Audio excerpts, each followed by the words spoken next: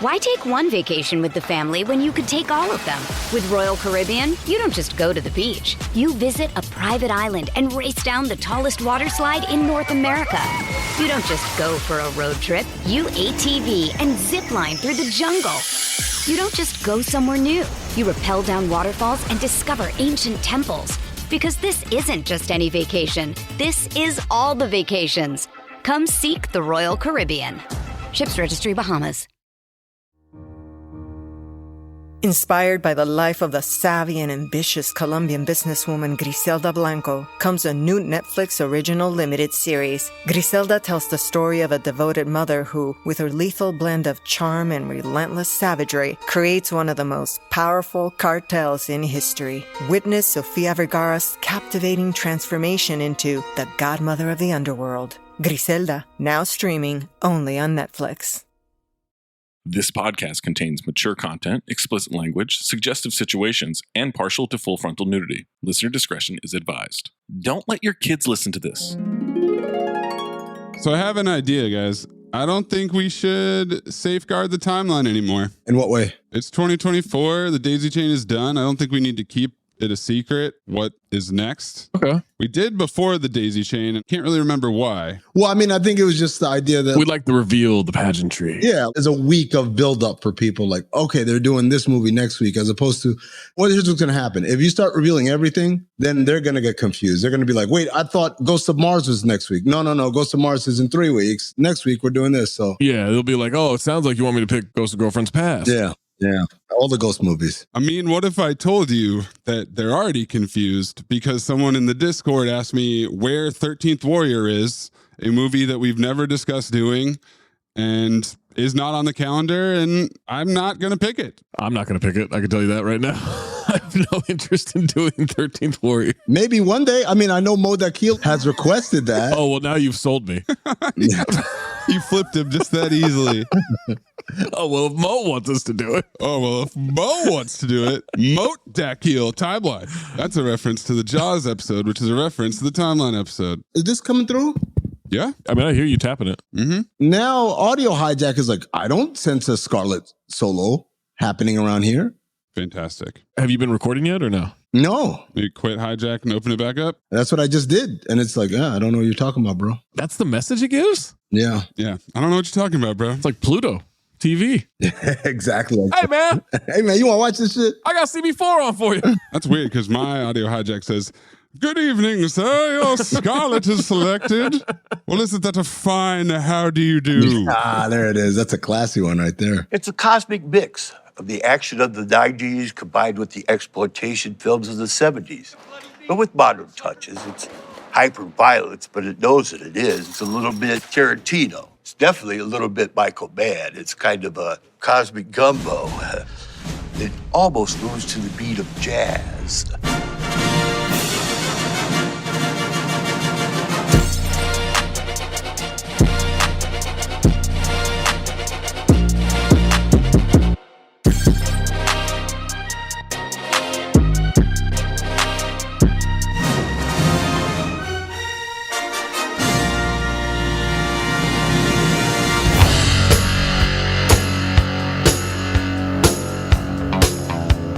People are genetically inferior, or they're culturally crippled, or they're socially deprived. How come God couldn't make everyone one color, like tan? I wish I'd fucked a black broad before I got married. I could really feel 400 years of oppression and anger in every pelvic thrust. I can smell horny across an ocean. Not all women. Good for you, man.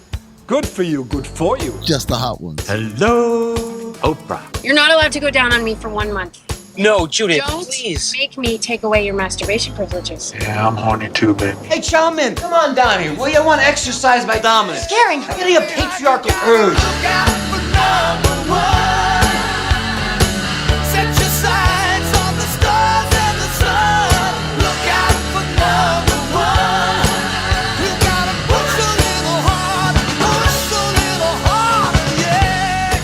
Don't mind me. Just keep doing what you're doing. We're a team. We work together. I don't know if you were paying attention. I wasn't. Please, goddammit!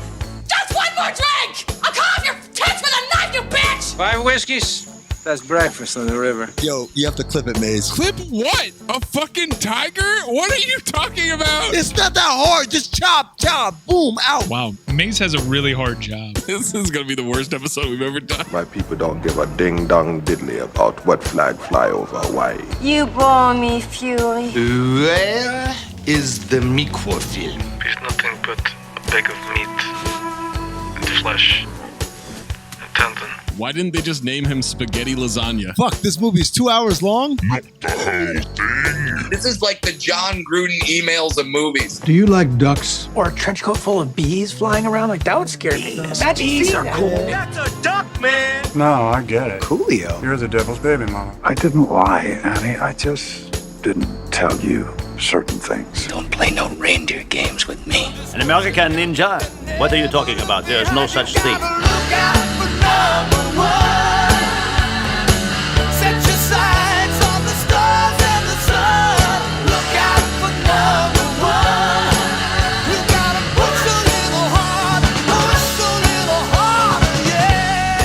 You've gotten rich off of the people in this town.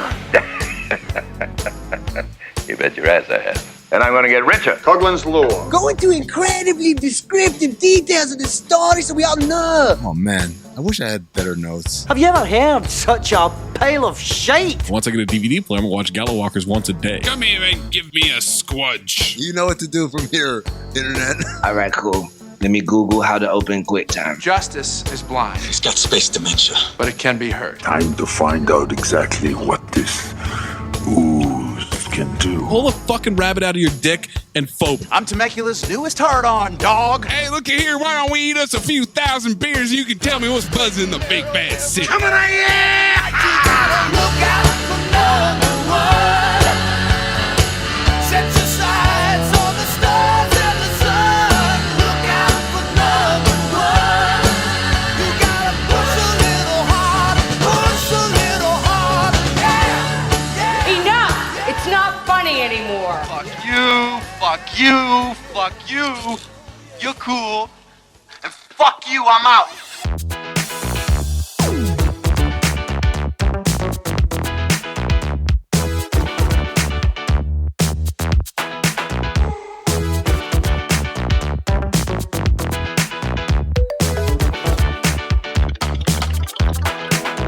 Welcome to Cinephobe, the podcast. We break down the movies you're afraid to admit you love. I'm Zach Harper. That's Amin Hassan. That's Anthony Mayes. Listen to us on Spotify or the podcast is going away. That's right. Spotify, where you can leave a comment on any of the episodes.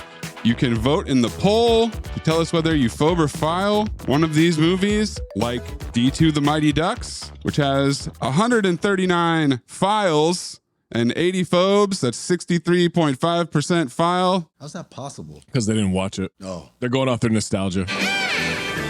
Nope, stop that. is back, Jack! You can leave a comment. The Jack Attack is back. Matt said, listen to every episode, and this one might be the best ever. Had me laughing out loud the entire episode. Golden Dumpster was Emilio disrupting a game with a duck call like a bingo. Yep. Same note, too.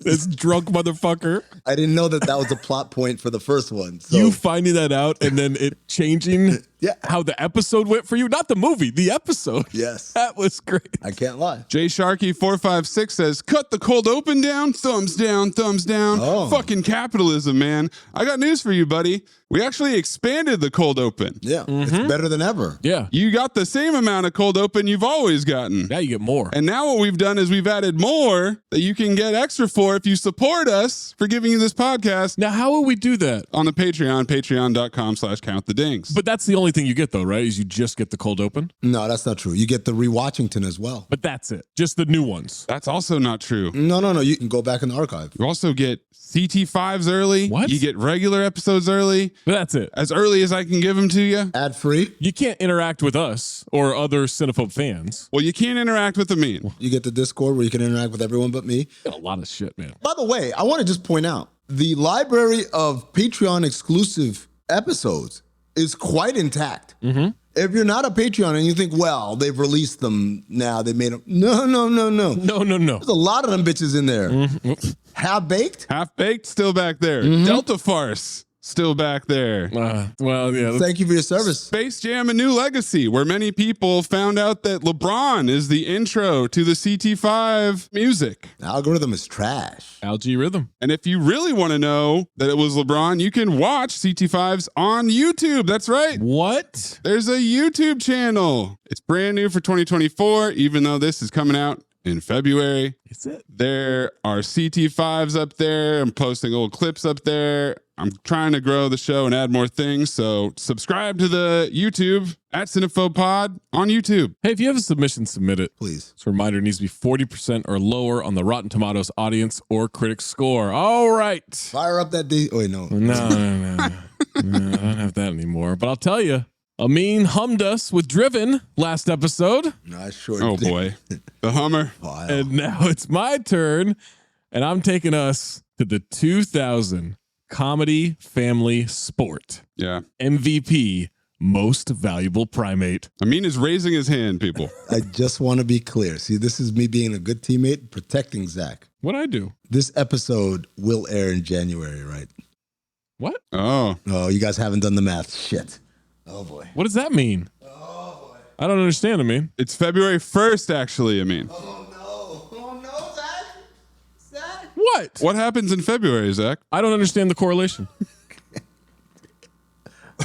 Let me refer back to the cold open where Amin said that he could tell the chimpanzees apart. Oh, supercharged that one. Hey, guys, MVP Most Valuable Primate stars. Stars. Bernie, Louie, Stars. and Mac. Who do they play? Mac from Always Sunny. Bernie, Louie, and Mac play Jack. Bernie is also an MVP2 Most Vertical Primate Yep. and an episode of Honey, I Shrunk the Kids TV show. Louie is an MVP2 Most Vertical Primate, and he's also in Spy Mate. What's Spy Mate? Future Cinephobe, that's what that is. He's also the only chimp of the three who has a profile pic on IMDb. That's right. The other two do not. Which means he's a way bigger star. Well, he's in Spy Mate. He's the star. The other ones are just stand-ins. And then Mac was in MVP to Most Vertical Primate and an episode of The Chris Isaac Show. What a wicked game to play. Lomax Study, who is in Out to Sea. What the fuck kind of name is that, dude? That's not a name. Kevin Zegers from Life with Mikey, Airbud, Wrong Turn, Dawn of the Dead, and Transamerica. Kevin Zegers. with a Z. Yeah. Got it, because it is February. I just want to make sure. Zegers? I don't want that to be my shtick, boo. I don't want that to be a recurring bit.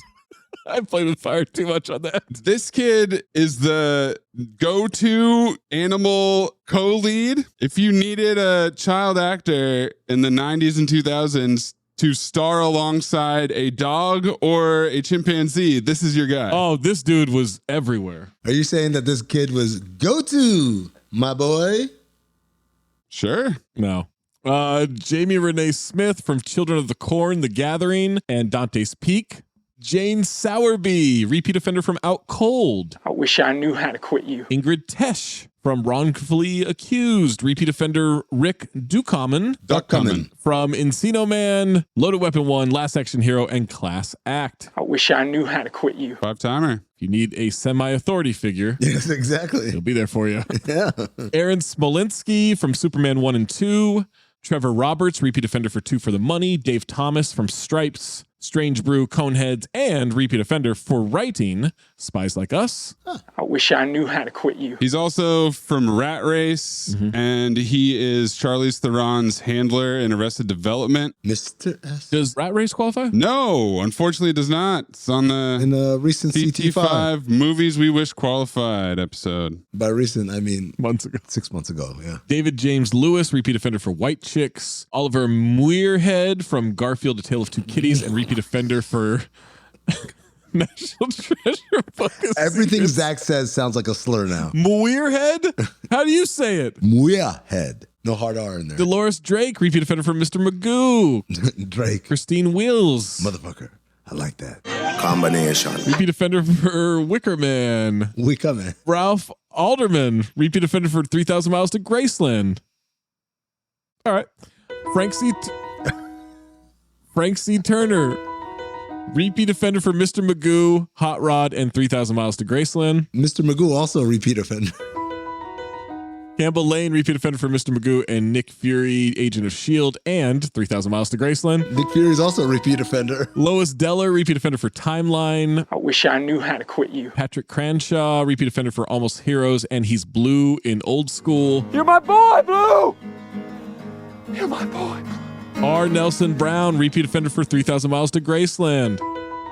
Marnie Ang, repeat offender from Out Cold and Scary Movie 3. Scott White, a.k.a. Gunner, repeat offender for D2 Mighty Ducks. Oh, nice. Let's go shake their hands.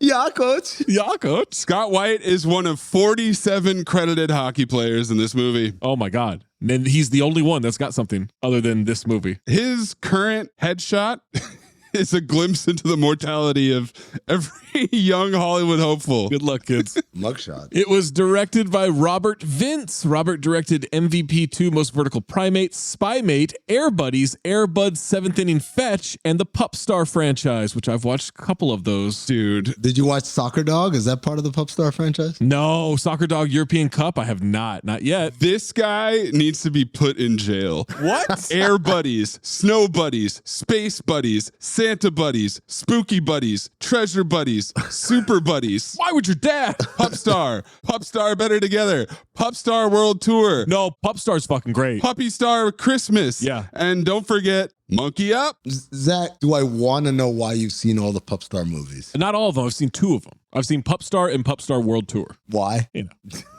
Wasn't my call. Oh, really? Wow, passing the buck.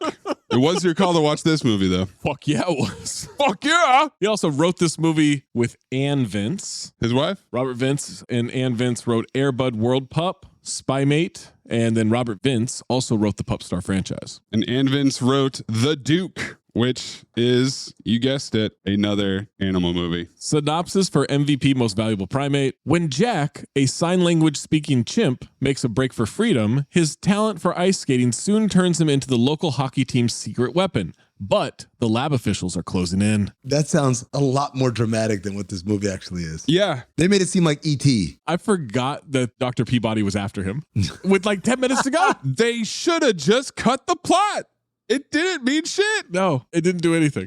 Tagline: Jack skates a little faster, shoots a little harder, and is driving everyone bananas. And fucks. Oh, yeah. $4.5 million estimated budget. Grossed $1.2 million US and worldwide, but I cannot even imagine what the DVD sales were. Yeah, it's got to only be video sales, right? Yeah. Has to be, yeah. Because they made so many, it's clearly a viable financial success. How did it cost $4.5 million? It's a really good question. Dude, you think those chimps are cheap? How much could a chimp be? I also wouldn't put it past Robert Vince to be fudging those numbers a little bit. Oh, we think he's money laundering. Yeah, that's how you fund the Pup Star franchise. Hoagie's flying his MVP box office receipts all the way down to the Bahamas. Before we jump into this movie, you listen to the rest of this podcast. MVP Most Valuable Primate is on Tubi, Freevee, pretty much everywhere. Watch it on Tubi. Everywhere that's got a bad platform. Anywhere with advertisements. We had to get it in because MVP Most Valuable Primate receives 40% from critics on 5 reviews. At the 40/40 Club, ESPN on the screen. On Rotten Tomatoes, 40% from the audience on over 5,000 ratings. I mean, it's like the positive or the negative reviews. The glass half full kind of guys that give you the positives. Cereal bowl half full. Apples. Coffee all over the counter. Constantly. This chimp doesn't know how to pour coffee. And then he drank straight from the pot. Yeah. He gave it a taste. All those hairs and fibers and everything, all in there. Yep. Also him licking his own ass. What version did you get? Hey, John, that's weird. That glass looks half full to me. Wow. Now that you mention it, it is half full. Jae-ha Kim of Jae-ha Kim. Ha! The hero is an adorable little chimp named Jack who lives at a university. We are told that he is a genius. No, we're not. Compared to most of the adults in the film, sure, he's bright. But then again, most of the kids in the movie are smarter than them too. Zach, we are told he's a genius by the synopsis, by the write-ups, by everything other than the movie. No, we are told in the movie by a very interesting character. Thanks for paying attention, guys. Lawrence Van Gelder of New York Times, 3 out of 5 stars. User Stephen Paul C, 5 out of 5. Cerebral palsy. Oh.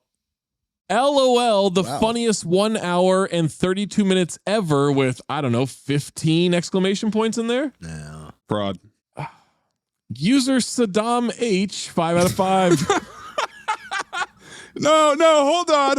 I want to hear what Saddam has to say about this. Saddam Harris. I was tripping off shrooms and DPH when I saw this. Very enjoyable experience. When I woke up in the morning, I did not know whether I actually saw this movie or hallucinated the thing. 10 out of 10. What's DPH? I don't know. Diphenhydramine.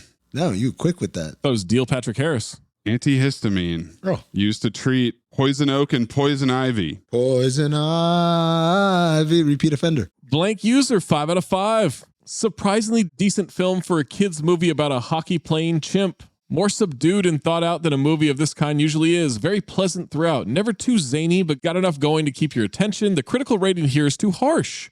It's good for what it is and what it's trying to do. Giving 5 stars to bump it up. I kind of understand where they're going with subdued. Thought out? Hell no. What? There's no part of this that was thought out. Blank user, 5 out of 5. All ages are admitted. LOL. About 10 exclamation points. Funny and original. Original. Blank user, 5 out of 5. This movie weaves a beautiful tapestry of life through the power of a silent connection of love that transcends species. Jack, played by the masterful Bernie, Mac, and Louie, shows us all that friendship and love can break through any physical or lingual barrier. The comical hockey team, representative of the human tendency to allow negativity and aggression to rule our psyches, provides a lovely bit of humor seasoning to the poetic and meaningful smorgasbord provided by the film.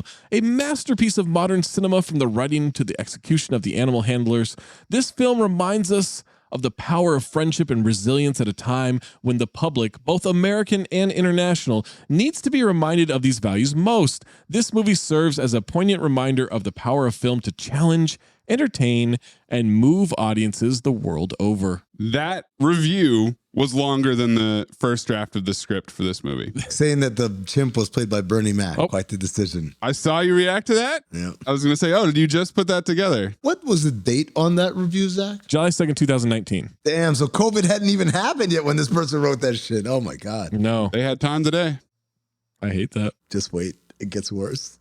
Negative reviews. Stop being a pessimist. This tank is not half full. It's half empty. Frank Switek of One Guy's Opinion. Frank what? Switek. I thought you said Swistek. That's dangerously close to something else, Zach. C-. Steve Rhodes of Internet Reviews. Rhodes. 3 out of 10. Where we're going, we don't need roads. These are barely failing scores? What? I know. From real reviewers? User Cyrus K, half star out of 5. Cyrus Kavirus. Wow, this is maybe one of the worst live-action kids movies of the 2000s, maybe even of all time. What about of all time? User Steve D, 1 out of 5. I caught that reference. Worse than even the premise would have you believe. Blank user, half out of 5. This movie is literally the worst movie alive. It doesn't even deserve a star. This movie doesn't even make sense. Like, no way in hell can a monkey make it to the NHL. And how can a kid buy a house when he's only 10 years old? The Avengers is way better than this crappy shit. How did someone from the New York Times like this? Oh yeah, I remember, because the critics are stupid morons that don't anything about movies. I don't remember a kid buying a house. Nope. I don't remember a monkey making it to the NHL. Neither of those things happened. Maybe that's the sequel. No, the sequel's about skateboarding. Damn it. We'll watch it. Blank Super Reviewer, 1 out of 5 stars. It's a movie that follows the same formula that Air Bud followed. Animal inexplicably becomes excellent at sports, so they let him play. It's shit, and it's not even original shit. Unremarkable shit. And then Blank User, 1 out of 5. I only give it 1 star because it only has 1 star. The Chimp. Oh, I thought you were going to say Rick Ducommun. But there were 3 chimps. Well, one was a star. Oh, yeah. The one that has an IMDb page. The one with the headshot. We will get Amin's first note, May's first note, and my first note after these messages, unless you signed up for patreon.com/countthedings, in which you listen to this episode before it's even out, and you're getting it ad-free. Hey, listener, it's Zach Harper, your good old friend from Cinephobe. You feeling hungry? You're probably feeling hungry right now, right? Now that I mentioned it, you're starting to salivate a little bit. You're like, man, 1, I don't feel like cooking. I'm listening to this podcast. I want to interrupt that. And 2, I'm trying to eat healthy this 2024. I'm trying to get that, stuff under control and everything. Well, guess what? Yeah, we're a little into 2024. Yeah, your resolutions might be broken. You know what shouldn't be broken? Your love for Factor.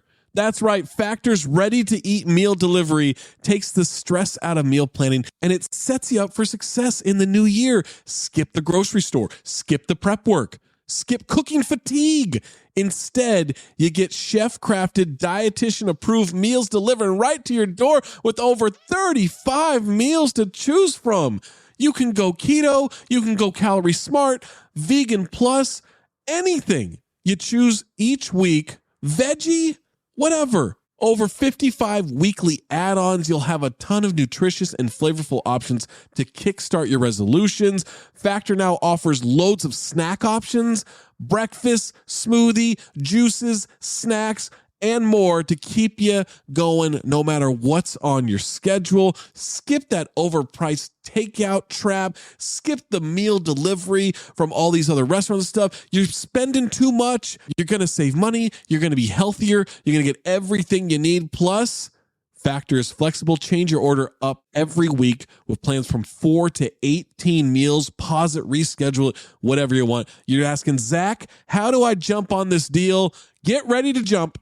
Head to factormeals.com/cinephobe50 and use the code Cinephobe50. That's Cinephobe50 to get 50% off. That's code Cinephobe50 at factormeals.com/Cinephobe50 to get 50% off. Hey, listener, Zach Harper here from Cinephobe. Yeah, that podcast. It's a good one. Ascertain.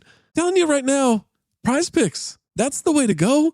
Prize Picks is America's #1 fantasy sports app with over 3 million members. The easiest and most exciting way to play DFS is just you against the numbers. You pick more than or less than on 2 to 6 player stat projections and watch the winnings roll in. It's demon time. That's right. You're asking, what does that mean it's demon time? I'll tell you.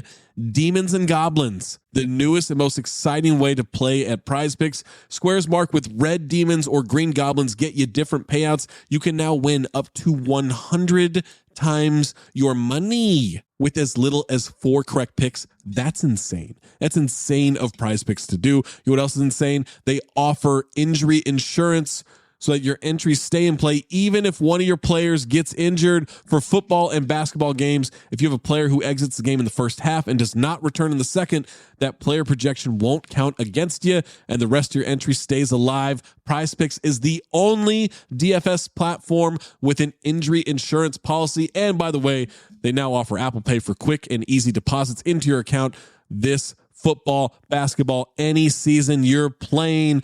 Me personally, I'm taking more than points on Joel Embiid all the time. I'm taking more than assists on Tyrese Halliburton. I'm taking less than points on Jordan Poole. Those seem to be the easy money makers for you. And you're probably wondering, Zach, how do I get involved in this? You go to prizepicks.com/ding and use code DING, D-I-N-G, for a first deposit match up to $100. That's prizepicks.com/ding. Use code DING, D-I-N-G, for a first deposit match up to $100. Prize Picks. Pick more, pick less. It's that easy. Why take one vacation with the family when you could take all of them? With Royal Caribbean, you don't just go to the beach. You visit a private island and race down the tallest water slide in North America. You don't just go for a road trip. You ATV and zip line through the jungle. You don't just go somewhere new.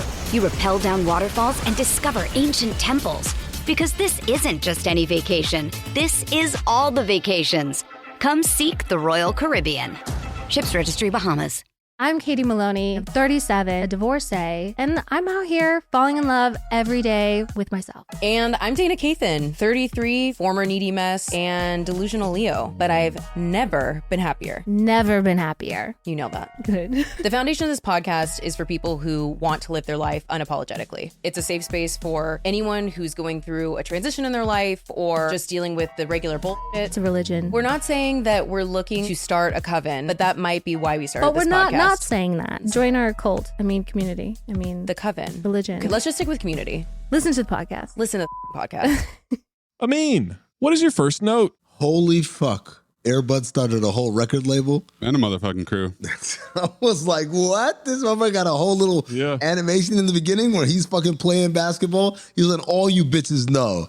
Yeah, you answer to me. I run this shit. Yeah. You make any money, make sure you come fucking hit Papa Airbud first. Maze, what is your first note? Similar first note too. I got a lot of questions about Airbud Entertainment as a company. And this guy named Kevin DeChico had a golden retriever named Buddy that was on America's Funniest Home Videos. Keystone Entertainment approached him and they made Air Bud. And then Robert Vince, the director of this movie and a producer at Keystone, essentially stole the whole concept, cut the dude with the dog out of the project. Yes. Made the sequel. Yeah. And launched Air Bud Entertainment. All of the nonsense you heard, all the Buddies movies, Pup Star, all that shit. Oh, fucking love it. Banger, man. I love a great story where the originator gets fucked over. Also, I pulled up Tubi. You know, I like to have the movie running in the background while we record these things. Yeah. I scroll down to the watch it again. It's saying Tammy and the T-Rex,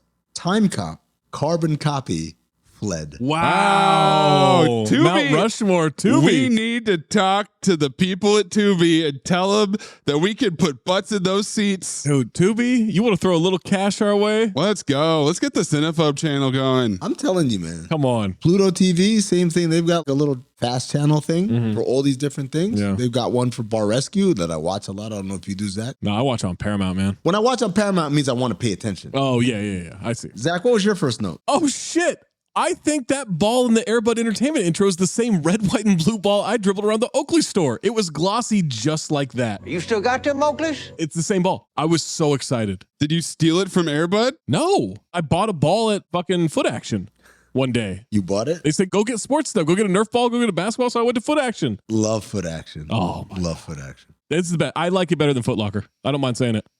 You lost Amin. He wasn't talking about that type of Foot Action. Better than Chimps. Chimps? Is that what you said? Champs. Nothing's better than Chimps. Chimps. We start off seeing a fountain with this title card. Then we're in some kid's room with a bunch of hockey shit on the wall. The kid from Troll 2 is jealous. Why are kids' rooms always over-decorated in the movies? So much shit. Wayne Gretzky on the Rangers. Yeah. Rangers legend. That was the time. Yeah, it was. Someone's snoring under the covers. Alarm goes off. Oh, fuck. Yep. That's a Chimp's arm. Film noir, it's not a kid's room. Oh, there are framed chimp photos everywhere. This ass off. Holy shit, this family photo. This chimp has pajama bottom pants on. He looked at the frame photo. He's yawning. He's so happy to start his day. He's chittering his ass off. He's scratching his ass as he heads to the bathroom. The bathroom in his room says boys on it. It does, yeah. Did I pick the sequel on accident? How do we start with a monkey waking up in bed and turning off an alarm clock? Oh, you thought there was going to be like a build-up. Yeah, like, hey, he was out in the wild and he got captured. Oh, there's a build-up. I didn't realize that there would still be a build-up. You thought a lab experiment went wrong and all of a sudden this chimp can do stuff. I thought there was going to be something like that because, again, there's his genius chimp. Is this going to be like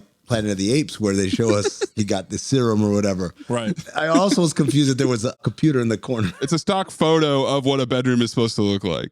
Less believable. The chimp using the computer or the blind woman in Blade Trinity using the computer? Oh, I forgot about that movie. Oh, man. I was listening to that episode the other day. All right. This chimp loves water. He's in the shower. He's using a loofah brush. When he walked up to the shower, he was holding his ass because he was about to blow up the toilet like Ed. Oh, Ed did blow that toilet up. He dried off. He's brushing his teeth. I always brush my teeth before the shower. What about people that brush their teeth in the shower? No. Ew, gross. I agree. That's just gross. This chimp is blow drying his face, brushing his hair. John Taffer could never. This is when I realized pictures of Ed are more fun than pictures of fucking Jack. What? Why is that, I mean? Because Ed's not real. What?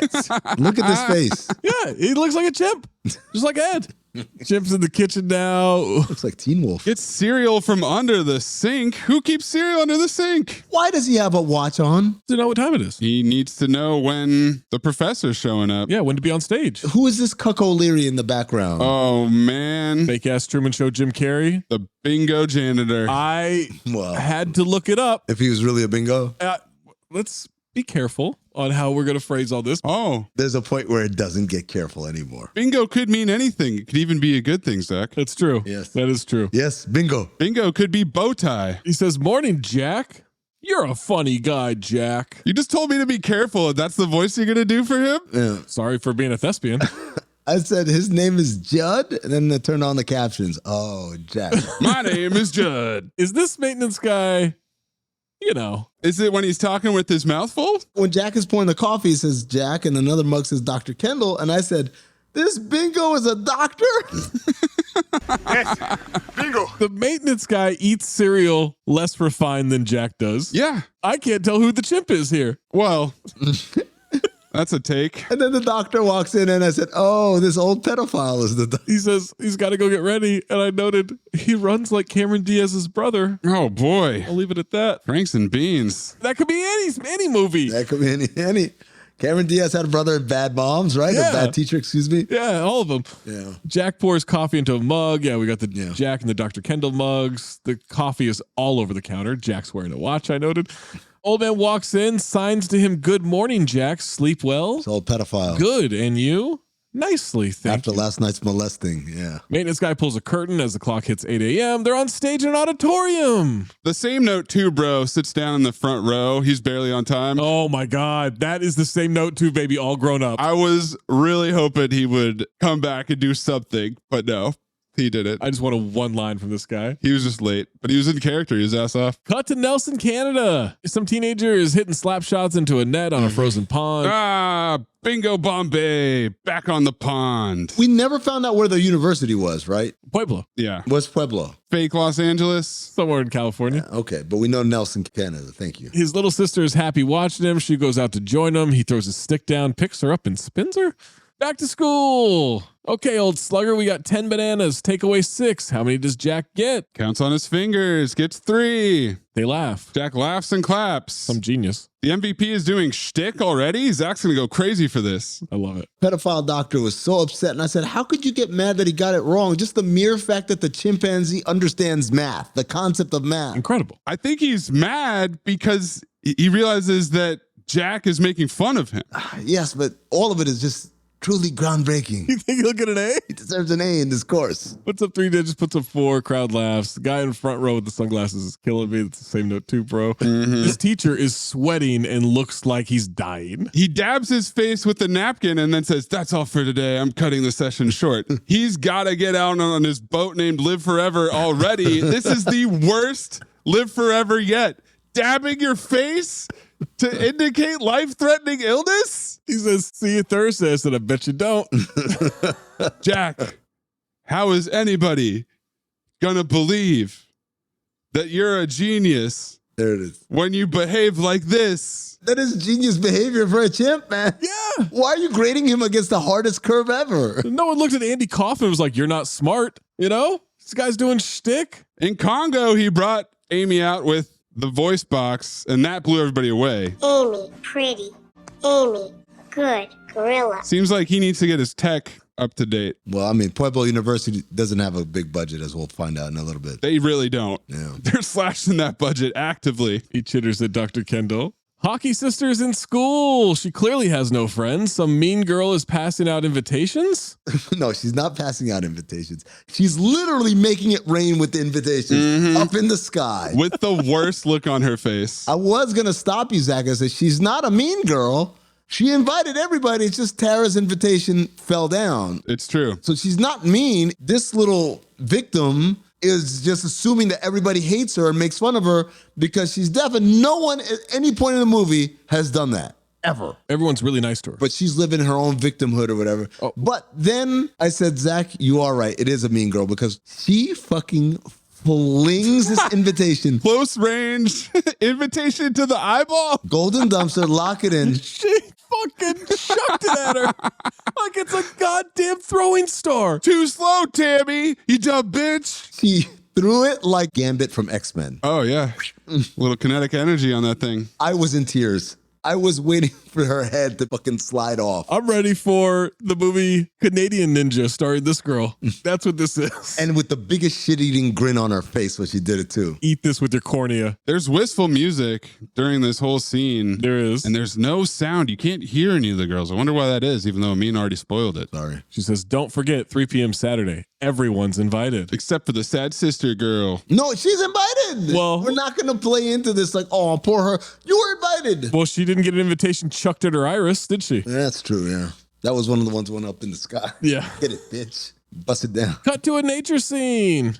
Chimps playing in the branches of a tree. Dr. Kendall's on the phone with Julie, who is in safari gear.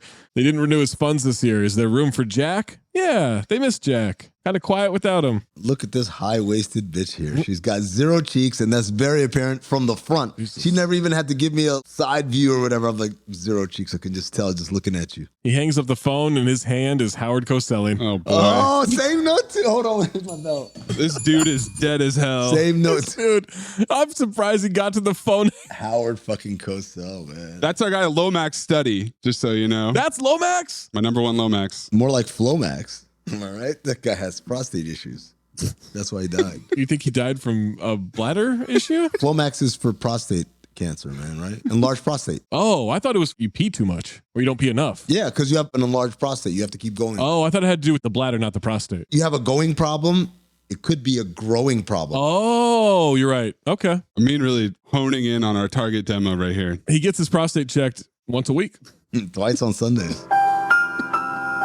Kids get home. The parents are signing to her, asking if she made any friends. She bursts into tears. Ass on. Why the fuck is she full on crying? I have a theory, Maybe it's because her dad is homeless. No, wait. Even though he's in the house. No, her dad is not homeless.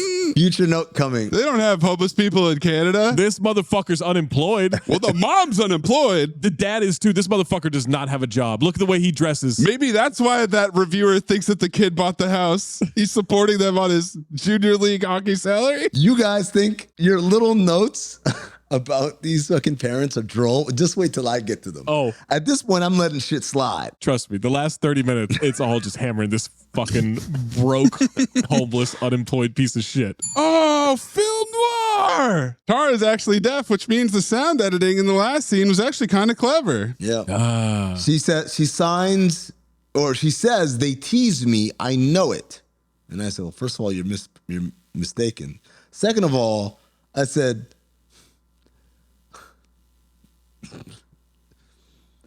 Louis Pinnock locked in for the deaf girl, right? No. You tried to act like you weren't going to make these notes. But then I said, I still haven't gotten a clear look at her ears to determine whether or not she's actually deaf. So that's why I'm allowing the Louis Pinnock to float out there, at least as a nomination. How generous of you. Kind of like how Trump is still on the ballot, and like in some states, like we'll see if he actually gets nominated, then we will take him off the ballot. But for the primaries, let me save you some time. She's not a Louis Pinnock. We got a Jeep situation? Well, I mean, I deduced that. Oh, okay. Later. I never checked. Well, I checked through the movie. My intuition is always top notch. Oh, it's shit. Man. She says out loud that they're teasing her and she knows it. Once they get to know who you are, it won't matter. Back to university. Mm-hmm. The bingo janitor and Jack are rollerblading around with trash. Oh, all right. Got some super bouncy, fun music. Come on, Jack, let's go. How is it that the chimp is a better rollerblader than this fucking bingo? You know. Who's what, the janitor? You just answered your own question. Okay. Jack's really good at the job. The maintenance guy isn't quite as good. Is that your bar rescue intuition kicking in right there? You're a funny guy, Jack. Now some soft rock as they play checkers. Why is this janitor wearing a cardigan over a bow tie? Is this a Casablanca movie? The caption soft rock plays made me laugh. Okay, I just checked to see what's going on with this guy, and I don't think he is. I said he's either ass on or a complete bingo. And that's the last time I called him just a bingo. Jack pulls a look over there, steals a marshmallow. How do you fall for the oldest guy? Hey, Jack, did you steal one of my marshmallows? All right, then.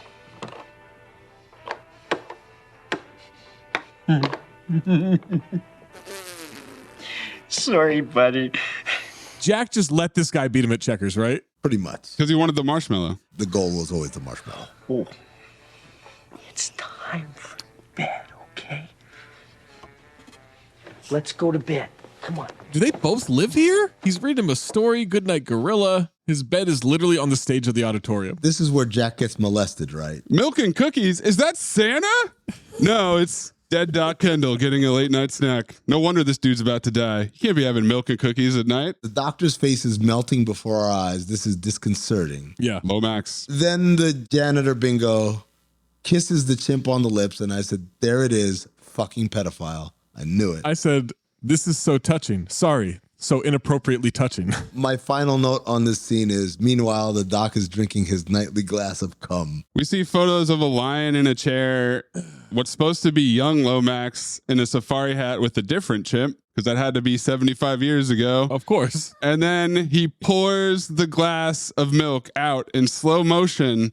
No shaking. Doesn't drop the glass. Doesn't drop it. Well, they need to return it, Zach. They have the receipt. The record's done playing, guys. I thought he fell asleep. He's dead. He's dead or in a diabetic coma from the cookies. I can't tell. I don't even think he ate his cookie. Just drink the cum. Oh. Just drag the cum. Next day, we're at an ice rink that says Nuggets on the outside. And the U is slanted, so you know they're shitty. The brother's there. The sister's in the stands. There's just a bunch of hockey players fighting on the ice. One guy drops an atomic elbow on someone's back. What have I gotten myself into? Luckily, Rick Duckcoming is there. Junior B hockey, son. Hello, Exposition. Oh, man. End of the road for most of these guys. They've been cut from every junior A team around. Duckcoming with them Exposition, man. Killing. I'm their coach. He introduced himself. Coach talks about the team. All-star score from last year's hurt now for some reason. Captain Pete. I missed that piece of exposition completely. Oh, did you? So imagine my surprise later, like, who the fuck is this? It's a great question. You mean Rip Chimsky? Yeah. Next up is Stosh. Stosh.0. He's knitting. He made really nice stockings last year for Christmas. Big guy named Moose. Moose is in the house. The guy's throttling, the guy turning purple. That's Larry. I should say, for Moose is in the house. Goalkeeper's Magoo. Couple of repeat offenders cutting it up. Yes. Top rookie choice in the WHL, but nerves got the best of him. And he's not good anymore. He blows the whistle to introduce him to the rest of these knuckle pucks, and the goalie is distracted, so he takes a puck to the helmet. Nighty-night, Magoo. That's CTE. They're all out of smelling salts, so a guy dumps a bucket of water on him. Steve is the Yankee kid trying out today. Leading scorer on the California Hello, Exposition. High School Hockey League Championship team. Seems specific enough. The old CHSHL. They ask if they even have ice in California. Look at this ugly fuck. Are we doing the same note too here, bro? Moose. Oh, no. What do you have? I think he has Larry. No. I got this ugly fuck. Larry's real ugly, dude. Yeah, he's ugly. Moose is pretty ugly. I didn't put two and two together who Moose looked like until a little bit later. Oh. Yo, this fat fuck of a dick rider laughing with his ass Jeez. firmly on. Because that joke wasn't ha ha ha funny. At first, I thought they were a high school team. I wasn't really sure. I still don't know what they play in. It's Canadian juniors, so they probably are in high school. But it's the minor leagues. It's like AA. Yeah, it's like a European club team for soccer. All right. He has stubble, though. And I was like, wait, what the fuck? Magoo definitely has a concussion, which still hasn't been invented. He's facing the wrong way in the goal. Time for a face-off. Guy spits at Steven. Steven gets level when the puck drops. Then he gets the puck, avoids everybody, easily scores, and they hit him into the boards after. Not before he fucking does a spin on his knees. Yeah. What the fuck was that about? Gets up, scores, and then starts fucking showboating and celebrating. Who celebrates scoring in practice? The new kid. Palm Tree Boy, as he is affectionately referred to in a minute. They double team him. They beat his ass, and I say, welcome to Junior B Hockey. I'm a little slow on the uptake on that one. No time to celebrate. Like that Palm Tree Boy?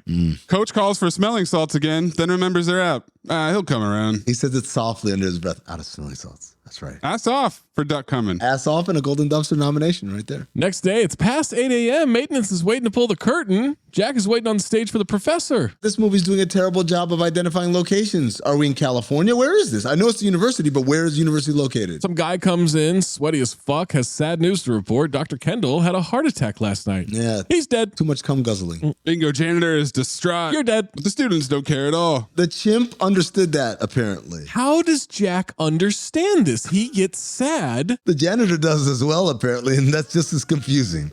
It's more confusing. Why was this announced in an auditorium? I don't know. And he just walks away. Back to the Nelson Nuggets. Dave Thomas is Willie Drucker, the announcer. He's drunk. Season opener. He's Willie Drunker, not Drucker. Shitty organ music. So is my boy Blue. Blue's in the crowd, just wants one win this season. He pops his teeth out and starts cleaning them. He's got his own squeezed bugle horn.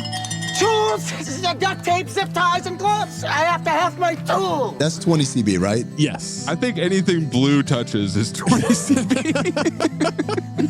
Nuggets take the ice and some woman yells, "You guys suck!" Disembodied voice. Jesus, the first game. Not wrong. Moose misses a shot badly. Steven is going into the game. Larry refuses to pass. Oh, he misses it by a country kilometer. This kid is calling for the puck like he's Dion Waiters. He's a bitch. Oh my God, he's such a whiny little bitch. And they keep making fun of him for being American. And I said, imagine if he were black. They wouldn't let him play. I think they would because they gangbanged this kid against the boards. I was like, shit. Vikings easily score. It's 4-0. Larry's laughing at how much they suck on his way to the locker room. Cut back to the announcer. His hair is all fucked up. I'm like, what did you just do? You know what he did.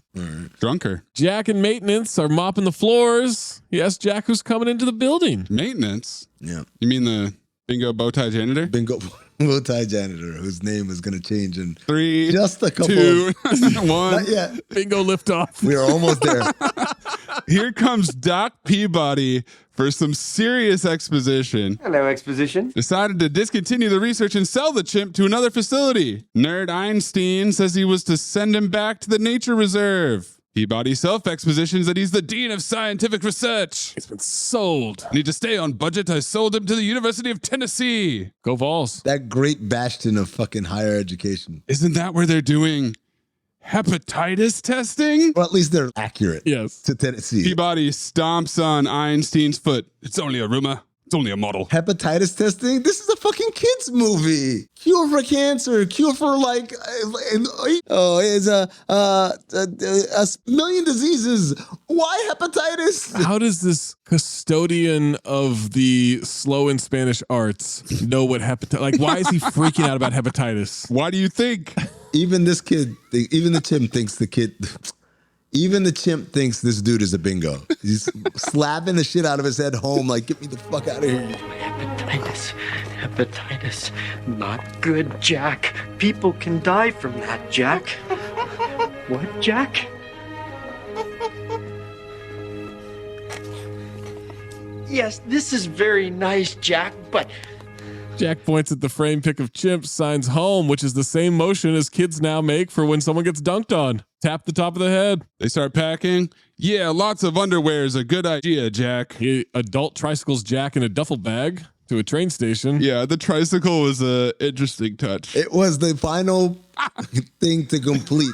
No. It's got all the makings, is what you're saying, Amin? All the makings of a bingo. Why is this dude dressed like a golfer from the 20s? Okay, I can't in good conscience keep calling him a bingo. This dude is straight up. Whoa! God damn! This is one of those times where it's like, yeah, let's do a golf tournament to raise funds for him. All right. As he's buying the ticket in the train station, I'm like, what the fuck, man? He's whispering with the subtlety of a T-Rex at a funeral. Yep. That's a good note. I like that. He's buying one ticket to El Simeon. He's talking to the suitcase, tells Jack he's doing a good job, but he's really proud of him. Third stop before San Francisco. Don't miss it. And I start wondering, where is the nature preserve between Southern California and San Francisco? Is that Yosemite area, I guess? No! But that's not even close to Yosemite. It's completely fabricated. If you're telling someone directions somewhere, you don't say it's 3 stops before somewhere. No. You say like it's 7 stops after or whatever. If you hit San Francisco, you've gone too far. By 3 stops. We hear Nelson, Canada is the last stop on the train. Wait, this guy isn't going with him? No. He just put a chimp on the train? With a note and a $10 bill. This will get you back to the reserve. Tells him to listen for El Simeon. Somehow, now bear with me, guys. Somehow, I think that they might have left themselves open to failure here. What?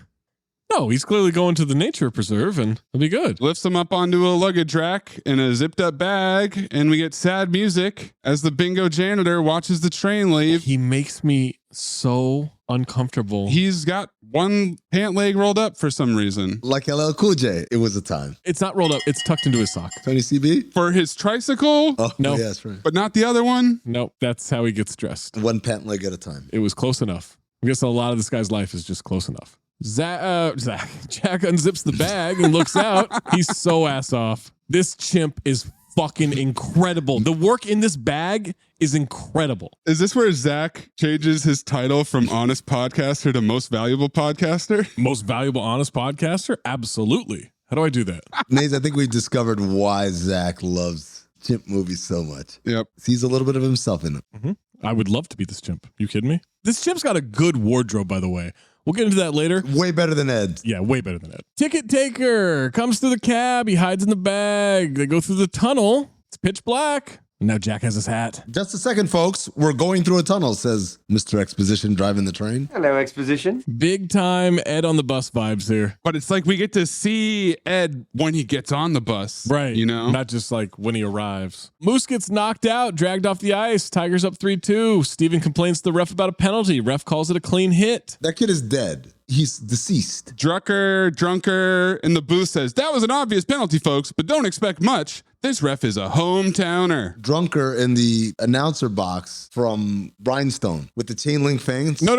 If people throw beer bottles at him. Roadhouse. Howard the Duck, too. They drag him off the ice by his feet. Drag his ass. Don't support the neck. Not support the neck. This ain't high school hockey, okay? Yeah, you're right about that. Tell Steven the Tigers guy is going to headhunt him on the face-off. This guy's really working that stick. I cannot wait to see this chimp play hockey. Drunker said, these tigers aren't tigers at all. They are gorillas. Face-off. Steven avoids a hit, has the puck. He is being pelted with eggs from the crowd. Were they eggs or were they snowballs? No, they were eggs. There was yolk. Wow. Oh, no, I thought there were snowballs. I said, how do they get snowballs indoors? It's cracking. But whatever it is, it's very effective. Yeah. It's a bullseye, and it makes him mess up. Did he just mutter, come on, baby, to his opponent? Hey, baby. No, don't do that. Is this the train from Ghost of Mars? Ooh, CT5 trains. No, this isn't a drawing. Save that for the train. Gets hit from behind. A massive brawl starts. Steven doesn't fight at all because he's a bitch. Jack is eating bananas in the bag. Ass off. Drops the peel on the sleeping customer. Kisses the framed picture. The guy is reading the greatest exposition ever. Tycoon magazine. For all business types who like to ride trains. Yeah. Tycoon mag. That's how you know. Tycoon magazine. That's where the Lomax advertisement is. No, Zach, it's Tycoon. What? Tycoon. Oh. Don't try shortening that in any way. It's February 1st. All right. I just wanted to know it's January 10th when we're recording this, okay? It's February 1st. Zach hasn't even started preparing for February yet. I mean, I'm barely preparing for January. Still got another 21 days. Are you kidding me? He's still hungover from January 6th. Yeah, we were all celebrating the day you bought Cinemax. Yeah. I was up all night. Another round of shots for Cinemax. Fresh horses for my men. Fresh horses. All right. Steven gets tripped. You okay, Yankee boy? Tripped the fuck out of him. I laughed so hard. Xenophobia. He jumps into the opposing bench to attack the Tigers player. Terrible idea. How did he jump into the bench? Head voice. Like fucking Dolph Lundgren coming out the goddamn car. Oh, wow. Those are all really good. I said he jumped into the bench like my man from the courtroom in Vegas. Oh. That motherfucker fool. He was vertical. You know that picture of Dennis Rodman? It's like a still shot of him diving for a loose ball and he's completely parallel to the ground. That's what the kid looked like. I was impressed. He's pretty athletic. This is how I know they don't fuck with this kid. No. His teammates watch from their bench as he gets swarmed and the shit beat out of him by these Tigers. Dropping them motherfucking D's on him. Cheering. He got stomped out like Patna from Don't Be a Menace. They literally did the ring around the rose. And they dump him out of the bench back on the ice. And then the ref ejects him. With his ass fully on. Yeah, this wasn't a good ref. He's a hometowner. Sister can't believe it. Oh. They cut to her for reaction shots a lot throughout the entire movie. And she actually didn't do a bad job. Yep. Her ears are big. She's real life deaf, which means she's not eligible for loose pinnock. Supercharge all that. I'm problematic. He's a problem. I told you I didn't need to do any research. I could figure it out. I could deduce it from the movie. She's real life deaf. From a March 2022 interview with Jamie Renee Smith, who played Tara. I think the most memorable character from my entire career is Tara Westover from MVP Most Valuable Primate. Yes, you read that correctly. It's a movie about a chimpanzee who becomes friends with a deaf girl and her hockey-playing brother. The chimp learns to play hockey and saves the day. Definitely not a kid's movie. Haha. I was hired to portray a deaf character, and I learned sign language for the role. It was beyond rewarding. I wanted to put time, research, and honest work into this role. I wanted to do right by the deaf community. This was at a time before deaf actors were truly seen within our industry, so I was lucky to play that role. But I wouldn't accept a role like that now, given how many eligible and amazing deaf actors there are who deserve and need to be seen. I was so thrilled to see Coda sweep up so many awards this year. I fell in love with that movie. If you haven't watched it yet, run. It's a must. But yeah, you could tell by her ears, Amin. You fucking fraud. Oh, it's shit. Before they get on the bus, his sister argues with him about having faith and conducting himself better on the ice. Okay, so now we're not going to get captions for what she says because he's going to repeat back what she said in his response. Just give me captions. That's all I need. Well, that way they can change whatever she said to whatever they want. Because they know none of you guys know American Sign Language. Well, that's true. No one's going to scout the worst junior B hockey team on the planet. Time for the L. Simeon stop. And guys, Jack is snoring. No. Oh, no, he missed a stop. Not Jack. Imagine oversleeping from 3 stops before San Francisco to fucking Canada. Last stop in Canada, too. Nelson, Canada. I looked it up. 400 miles east of Vancouver. So he went all the way up Portland, Seattle, up to Vancouver, Canada, then made a right turn and went another 400 miles east to Nelson, Canada. By the way, I don't know if there are tray tables and seatbelts on trains. Oh, no. No, this is plot liftoff. No. Yes, it is. No, absolutely not. It is. It's mine. It's my plot liftoff. 4, 3, 2, 1.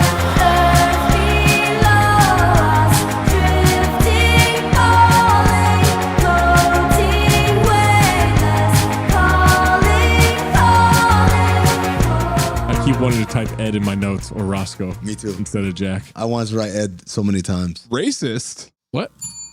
January. I thought Amin could tell them apart. I can tell them apart. And I thought Zach really valued and appreciated chimpanzees. I do. Such that he wouldn't confuse them with each other. I'm not confused by them. I got in the habit of every time we're talking about a chimp, we're talking about Ed. Same. So just like if we do a movie that's got a gorilla, I'm going to want to type Amy. It's just like Mayes going on the podcast with my man, what's my man's name? You gonna land this plane?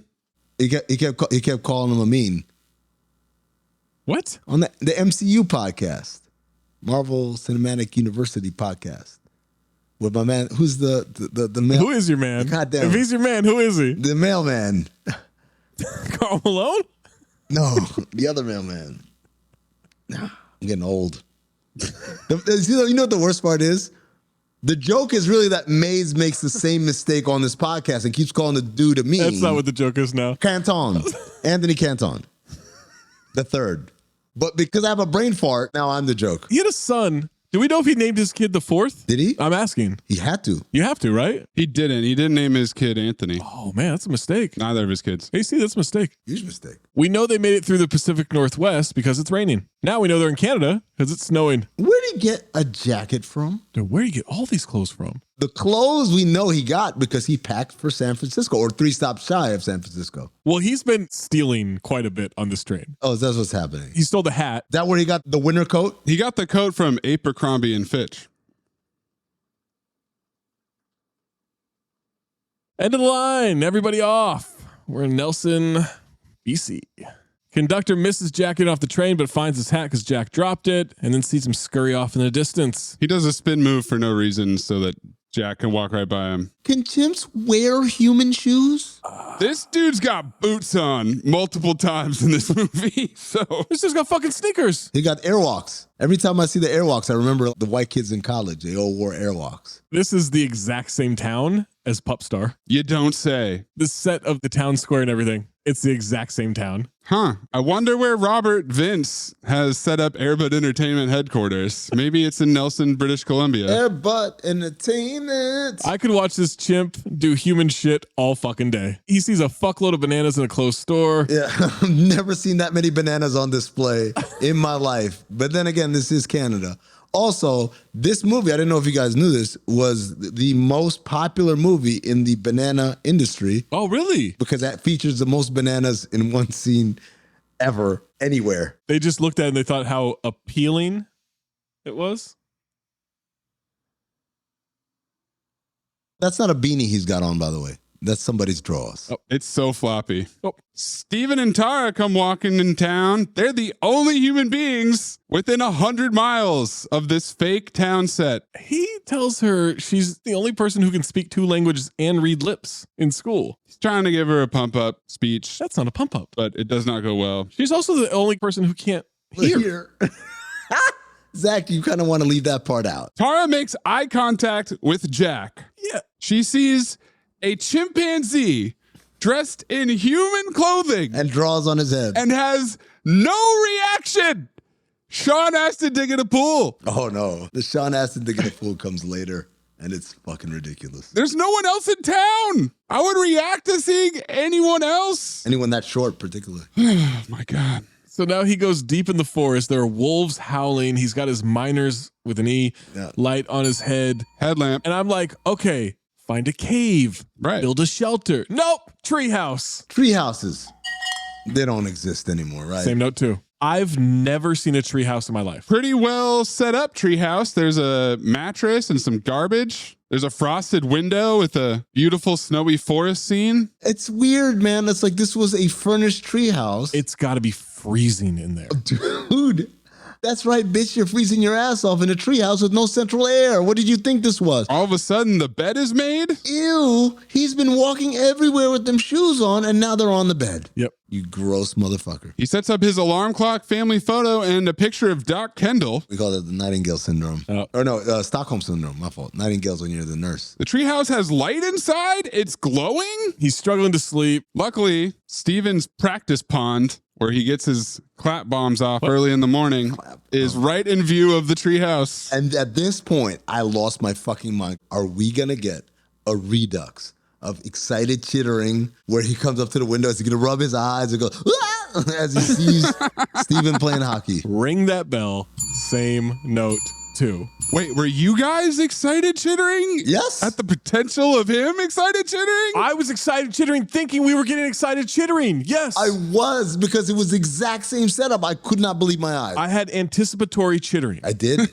And then I was disappointed because You should get your prostate checked. That's early sign. Flomax. Flomax will knock that right out, dude. I was a little disappointed, Zach, because Jack didn't seem that impressed. No, he was just like, all right. No, he playing hockey, all right. Motherfucker's playing hockey. Yeah. Also, he didn't rub his eyes. He goes up to them, sees the sister eating a banana. He tries to steal it through a bush. Okay. Yeah. She hears it. How are you reacting to these sounds, little girl? Are you a fraud? Now I'm suspicious, man. Even though he's had his confirmation. Even though the ears confirmed that she is. There is so much green shrubbery around in the dead of snow winter. How? Those are evergreen. Zach gives an incredulous look, says the narrator. Bingo. Yeah, you got to turn the action description on the Cinephobe podcast. Amin walks away and goes to the bathroom. He finally steals it. She's looking for him. She sees his hand waving. She waves back. Then she sees his face. That's when she screams. Screams and runs away. What did you think that fucking chimp hand was attached to? Steven sees Jack waddling off. Supercharge it, please. He checks in with Tara, asks what happened. Please supercharge it. Did you say a monkey in the woods? Tara, this is Canada. There's no monkeys. Whoop. Steven shittily looks in a bush, tells her it was a beaver. We've lost Zach. I can't be a part of this podcast anymore. It was supercharged. Don't worry. I don't know. Sometimes Maze won't supercharge those things. No, you got to supercharge that one. That one crosses lines, man. They're going to be late for school, so let's stop talking about the monkey in the woods. She's drawn a pretty good monkey in her notebook, by the way, at school. It's a pretty good monkey. It looks nothing like Jack, though. No, it looks nothing like Jack, but it's a pretty good monkey. I called her racist. Oh. She is. Closed captioning says no audio, which is fucked up. You know what? I thought to myself, being deaf sucks, but it does have its perks, like not having to listen to these dumbass kids. Because I know everything every kid here said was fucking stupid. Also, the school, every time we get the establishing shot of the school, the entrance says girls. Yeah, it's an all-girls school. But then there's a boy in the class. Oh, okay. It's just right behind her. Is there? Isn't there? There is. Cut to Dr. Peabody finding out the chimp never arrived. You're saying the chimp never arrived? He kind of comes. He does. Shakes furiously. He's marching down the hall. Shoving through students in his white suit. Truck sticking students left and right. Maintenance man is painting something green. Where's the monkey? Who stole that chimp? He steps in green paint. He gets it on his white suit. I'll find that chimp if it's the last thing I do. Or you could let it go and do your job. I don't know. Crazy idea. Just like in Taken 3, this institution of higher learning looks like a high school. No college has lockers in the hallway. You really don't like that. Because I know what they're doing. It's like, oh, how do we show it to school? I don't know. We'll put some lockers. Tara's home. She's looking for this chimp. She's walking down alleys with a banana on her back. We call that jackbait. Oh, She goes to the treehouse, sees a banana peel on the step. This rickety ass treehouse is not up to code. That shit looks like a death trap. She goes up in there, starts snooping around. Is this how treehouses are? This thing's a fucking cabin. She sees Goodnight Gorilla, hockey magazine on the bed. He's reading hockey magazines? Yeah, he had Wayne Gretzky on his wall. He's a fan. Got to do his research, man. Jack all of a sudden hangs upside down from the ceiling. She screams. He waves. She faints. This looks like the perfect location to commit sex crimes. Oh. It's a treehouse. It's far away from any buildings. It's in the middle of the woods. Whoa. If Jack were to do something, I'm not saying that he should. I'm not rooting for it. I'm just saying, were he the type of chimp to do unto others which has been done unto him, this would be the perfect location. No one would ever know. It's nowhere near the house, the treehouse. It's just in the middle of the woods. A snowy treehouse in the snowy woods. They can't hear your screams. She wakes up. He signs to her, "Girl, are you okay?" And I said, That's okay. not what he's not Cardi B. He didn't. He did. He said, "Girl." That's the Pluto TV version. Are you still watching MPP? Hey, man. Hey, man. The key to every Zach Black impersonation is it's got to start with, "Hey, man." They slowly touch hands. It kind of looked like the final holding hands between Shiv and Tom in Succession. Oh, it does, yeah. Really? I thought about, because I just watched Birth of Planet of the Apes or whatever the movie's called. It's the sign of respect that they do, right? Where they hold a hand up and the other one touches the hand like that. Maybe it is. I think it's called Birth of the Planet of the Apes. Birth of a Nation. From the Sister Act 2 episode. We talked about Birth of a Nation for so long. I noted here, he could rip her arm off at any point. This is not safe. He's the second strongest one in this movie. In the Nuggets locker room, Steven's had enough. What's up with you guys? All you do is goof around and we get our butts kicked every game. Do you like losing or something? And then it all came together for me. Moose looks like Yusuf Nurkic. He plays for the Nuggets. He's wearing gold. He's got that same stupid haircut. He's got some funny sideburns. That's Yusuf Nurkic. Come on, man. He doesn't look anything like Yusuf Nurkic. He does. He looks like fat. Well, Yusuf Nurkic before he lost the weight. No. They shit talk him for being successful. Yeah. Which is a great comeback, and call him Wonder Boy. That's so weird. They're future gas pumpers and hay tossers. He's pumping in Moose's jaw. That's what he said he's going to do. Hey, yo, what kind of job are you doing in Moose jaw? Next guy says, yeah, and I'll be on the farm in Speedy Creek tossing salads. And I said, hey, yo. Whoa. At least you could go out with a bit of pride and not like a bunch of losers. Someone stands up with Magoo. their ass firmly on and says, guys, the kid has a point. Coach is licking his fingers in the office. He does fucking nothing. He's not coaching. Who's a better coach, him or Gordon Bombay? This guy's sober, so I'll say him. Yes, absolutely. Duck Cummins is. He's at every game. He's at every game, and he's not obsessed with crushing pussy. What's this obsession? Tara brings Jack into the house. Jack is beyond ass off here. Her parents don't exist. I said, where are the parents? Well, this is when I really knew that he was homeless. That it wasn't just a joke that, okay, this guy doesn't live here. Maybe he lives in the treehouse. No one lives in the town either, because Steven's walking through a deserted town to get home. What a 20 CB closet she has. Then I realized I don't know what year this movie came out, but I can guess it's TOCB by all the sideburns in the hockey team locker room. Yeah. It's good instinct. Yeah, and it's pre 9/11, so it's still 20 CB. Well, I didn't know that yet. I got a note. Yes, it's the same note. Wait, you guys have notes about 9/11 for this movie? How do you not? Clip it. That's in the intro. Got all the makings. She makes him a makeshift bed on the top shelf of this closet. Yeah. I actually thought that was kind of ingenious. How big is the closet shelf? What kind of closet is this? Clearly fits him. It's almost like the closet was designed for Jack to sleep up there. Steven comes in looking for a math book. Comes barging in. Kara is trying to hide Jack, shuts the door 7 or 8 times. Knock much, asshole? What if I was flicking my bean? She's 8. Doesn't matter if he knocks, I mean. Oh, that's right. That's really insensitive of you. Ah, damn. Fuck, I forgot all about that. She's got an ass on as she's trying to act normal. Like, no, I haven't seen any monkeys. Like, come on, relax. Ass off for Jack trying to blow his own cover, though. Jack is unbelievable here. Hey, Steven, why would your math book be in your sister's room? Why would your dad? There you go. Well, he's homeless. So. The next morning, Jack keeps a tight schedule. He's up first, coming out of the closet with a towel. He's got a routine, man. Jack is shushing her. And I said, God damn it, Jack, she can't hear you. So you remembered for that part. Jesus. I did remember for that part. The dad is getting ready, doing some shit in the bathroom, and Jack is creeping around. The mom is in bed flicking her bean? What's with all the writhing under the covers? Why do you think that this is the case? You think this is a bean flicking household? Because at first I was like, Jack walked in on the mom and dad fucking. Then I was like, wait a second. No, the dad's in the bathroom. He's not fucking her. Then I looked and I was like, is she cheating on him? Then I realized there's only one person under the cover. That's not enough room for two people unless this was the motel from Universal Soldier, in which case. Yeah, it's a fucking clown car under there. Exactly. So she's not fucking anybody, but she's writhing around.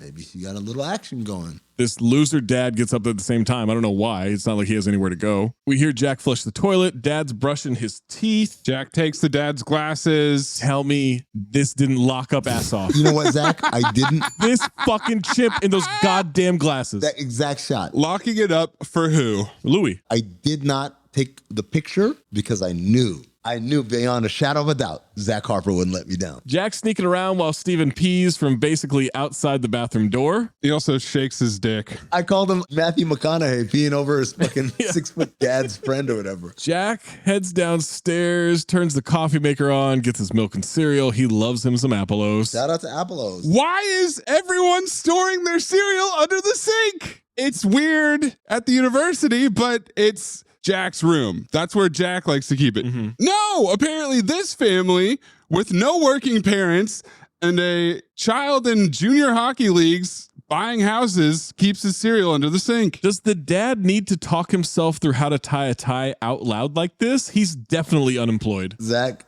I'm getting there. I haven't zeroed in on him quite yet. Look at this fucking thing. Oh, wait.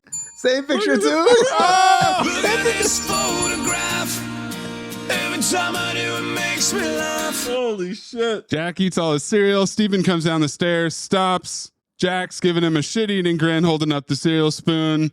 Steven starts to go back upstairs after looking around, then comes back down. Jack grinning his ass off the entire time. Chattering. Not chittering, but chattering. Chattering for days. Tara rushes down the stairs, gives a deep sigh like, oh, Jack, you've done it again. Oh, this chimpanzee I brought home didn't behave. Jack, the monkey you saw in the woods? Steve is really calm for someone who just discovered chimpanzee eating breakfast in their house. Right. And then I said, where the fuck are the parents? One's flicking a bean, one's looking at the one ads. You got to remember, I mean, this guy's been through 7 Air Bud movies at this point, so nothing can surprise this kid. She wanted to surprise everybody. He says mom won't let her keep him. Guess we can take him today, but we can't keep the secret much longer. I mean, look at him. He's chattering. Dad wonders where his glasses are. First of all, Jack busts a nut when the kid points to the skates. You want those? But then the dad, as I look at him, Zach, he's not just homeless and unemployed. He's clearly an alcoholic, disheveled. Of course. Bleary-eyed, doesn't know where his shit is. This dude is a fucking drunk. Sweating bourbon constantly. He's sweating whatever shitty black velvet, whatever he can get his hands on. Mad Dog 2020. Yes. That's all fair. Yeah. Mom's still in bed. Well. At least dad got up. She's severely depressed. No, it's not that. Oh. I figured out what mom's on later. Uh-oh. He thinks that the kids made him coffee, and he drinks coffee from the same glass that Jack just drank from. Mm-hmm. Sorry, Dad, you got hepatitis. Now they're on the pond. Tara puts skates on Jack. Yeah, he's got to go to Tennessee to find a cure. He sees Steven do some hockey shit. Tara's helping him skate. Monkey and skates means we're taxiing onto the runway here. We sure are. I'm excited chittering looking out the window right now. Yes. Clip this fucking song. Exact note. What the hell is this song? Maze clipped this generic ass song. We got a chimp-tage. Trying to teach a chimp to skate like that's gonna happen.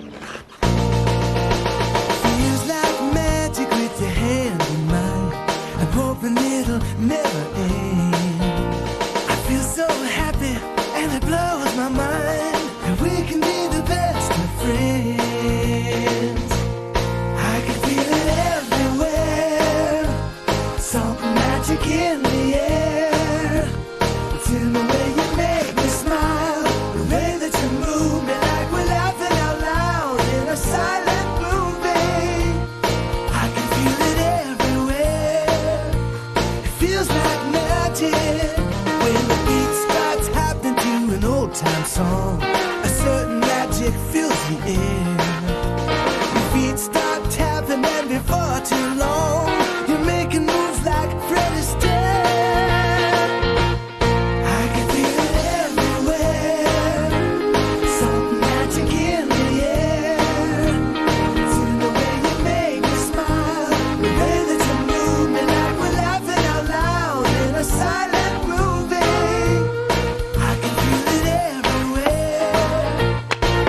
like magic. This monkey can fucking skate. He doesn't need help, little girl. This nigga been skating while doing chores for years. This is evolution. Movie we wish we could do. Yeah. He grabs the hockey stick, watches Steven shoot. Now Jack tries, fires that motherfucker through the net. Slaps the shit out of it. Winds up for a clap bomb. Tray tables. Close up of the puck, wobbling sound effect. Seat backs. And as it rips through the back of the net, finally, carry-on luggage. We are lifting off this plot, baby. Get ready to be sucked through a fucking 737 door. We got plot liftoff. 4, 3, 2, 1.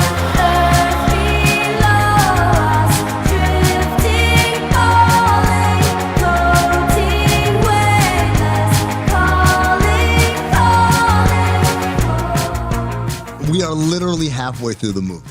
You guys have the first half of the movie, no plot lift up. Yeah. I thought it was never going to happen. They were really taking their sweet ass time, man. Yeah. Hello, sweet Annie. Nice shot. With practice, you'll actually hit the net. But she saw that it went through the net. Like a comet. Jack sits down to take a dump because he's a chimp. Cut to the university. Peabody's giving a press conference. Why? Alumni are threatening to hold donations till they find Jack. Yeah. Why? What the hell is this subplot? Let my guy play hockey, damn it. Ass on to all of the media here. Always. A bunch of ladies barge right into the Westover family house for a meeting an hour early. These old biddies. This might be my golden dumpster. The mom She looks like shit. looks like she's coming off her own coke binge, and the mom has some titties, way more than appropriate for a kid's movie. What? Holy shit! Why does she have such a rack? Like just up and out like that? But yes, she opened the door like her dealer was there to fucking hit her with the re-up, and she's like, "Oh shit, you bitches." Thought I had another hour. Tara tells Jack to be good and stay in the room. Surely this will work. Jack will stay put. Bunch of useless exposition about the meeting. First item on the agenda is dog stuff. Yeah, fuck those dogs, lady. Hey, Noodle. Hey, boy. How you doing? Is Tara's mother on drugs? She looks like Pacey's mom from the Twin Cities. Exactly. Besides her hair being all messed up and generally looking like hell, she's got a very small coffee stain on her white shirt. That's how you know she's a mess. So as she's drinking the coffee and drinking the tea, she's all flustered. She puts the shit down and says, "Would you excuse me for a second?" And I said, You got to do a bump. "I got to go do another bump in the kitchen." Jack sees the kids leave with the hockey equipment, so he's going to sneak out with his. Drops his gear out the window and climbs out. This is where you get him chittering at the window, though. Yeah, he chitters at the window here. Woman sees him hanging from the tree outside. She faints. He blows a kiss. This pimp. One of these old assholes goes, "What kind of tea did you make?" Cocaine. And the mom comes back from the kitchen wiping her nose. What I missed? She put the wrong powder in the tea. I said, fair question considering this druggie's appearance. It's the DM tea. Flip it from Starsky and Hutch. Starsky's bored. Anybody else bored? What? Huh? A club could be fun. Yeah? Okay, I'll go get some more coffee and then we'll go. Back to Willie Drunker for the Nuggets game against the Kamloops Buccaneers. Oh, Dad finally showed up to watch the game with Tara. Good thing he was able to take his personal day from doing nothing. Good job not getting pulled over for drunk driving on the way there, like fucking Gordon Bombay. Also, the guy on the keyboard looks like Sam Presti. Extremely lackluster organ music. Charge. Moose gets rocked. And Blue calls Moose a panty waste. 20 CB. Steven scores a goal. They're up 1-0. Jack walked all the way to the arena somehow, chittering, sees a ladder. How did he know where the arena was? He knows everything, man. Coach Duck coming is fired up. We may actually win this game. Moose is too fat to get all the way over the boards. Magoo is a fucking mess in goal, man. Magoo's the worst player ever, Zach. Worse than Goldman. Or Goldman? Goldfarb? What was the kid's name? Oh my God. Supercharge that. Do the voice. The guy outside is the laziest ticket taker in the world. Yeah. Why are you in a chair? Spoiler alert. That's the owner? Yeah, that's the owner. Yeah, I realized that later. All right, Jack is struggling to get his gear on in a uniform, but he sees a poster for inspiration, finally figures it out. Ridiculous music as this chimptage is happening. There's a player named Rib Chimpsky. Is this a montage? Chimptage. Clip Toots Thielman's harmonica.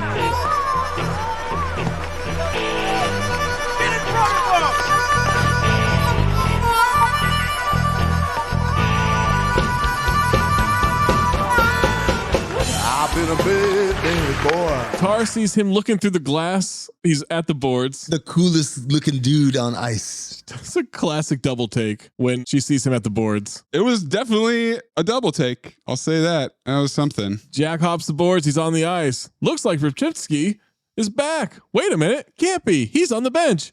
Whoever he is just intercepted a pass and's flying down the wing. They speed up the tape so everyone in the background is zooming around as he goes at normal speed. And dad in the crowd goes, wow, the new guy is fast. You mean the drunk, borderline homeless dad? Nobody notices he's clearly a chimp. Someone says, I think he's from California too. And I said, oh. It was blue. What is now clearly a man in a chimp suit skates abruptly to a halt. Well, hold on. Don't do that. I guess Louis, Mac, and Bernie can't stop, just like Mendoza. They had to bring in a ringer. Mendoza! But it's back to Jack in time for the clap bomb. Close up of the puck. It blisters past the goalie. Goal! 3-3. After way too long, everybody stops and notices it's a chimp. And the drunker announcer says, looks like Coach Marlowe's up to his old tricks again. Old tricks? What did Coach used to do? He put a monkey on the ice before? Let's get the prequel for that. We got Moose, extremely ass on delivery. Holy Toledo, that guy's good.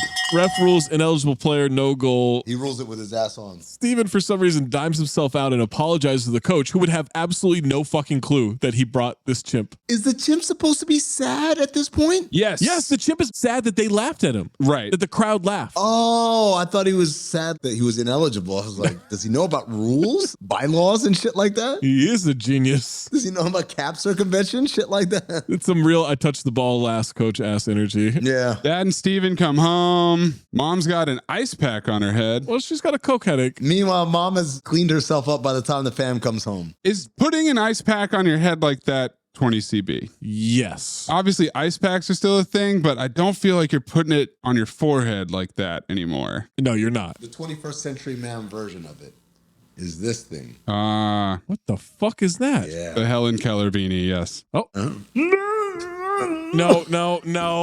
No. I just did it because he said it. So we called alley-oop, and now Amin is a dishonest podcaster once again said he wouldn't do it. Mm-hmm. I was reacting to you. I don't have it in my notes. How did you know that I'd said that? You have your eyes closed. You just...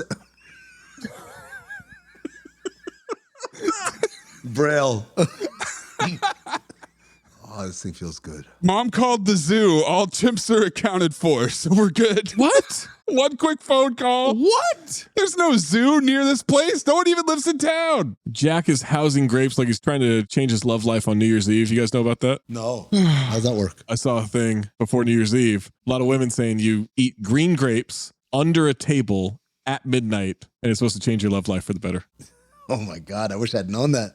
I would have painted my balls green. The hepatitis will do that for you. This is when we get Coach trying to convince the league, the board of the team, the owners. I thought this was team ownership, yeah. But there's a guy in a Tigers shirt. Oh, gotcha. So I thought maybe it was the league. Yeah. Clip this whole thing. Great fucking scene. Let me tell you what I predict. I predict that if you do this, you'll have so many people coming to the games, you won't have enough seats to put them all in.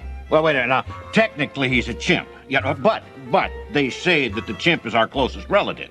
You may have a point there. It's just like your sister Mavis joining the team.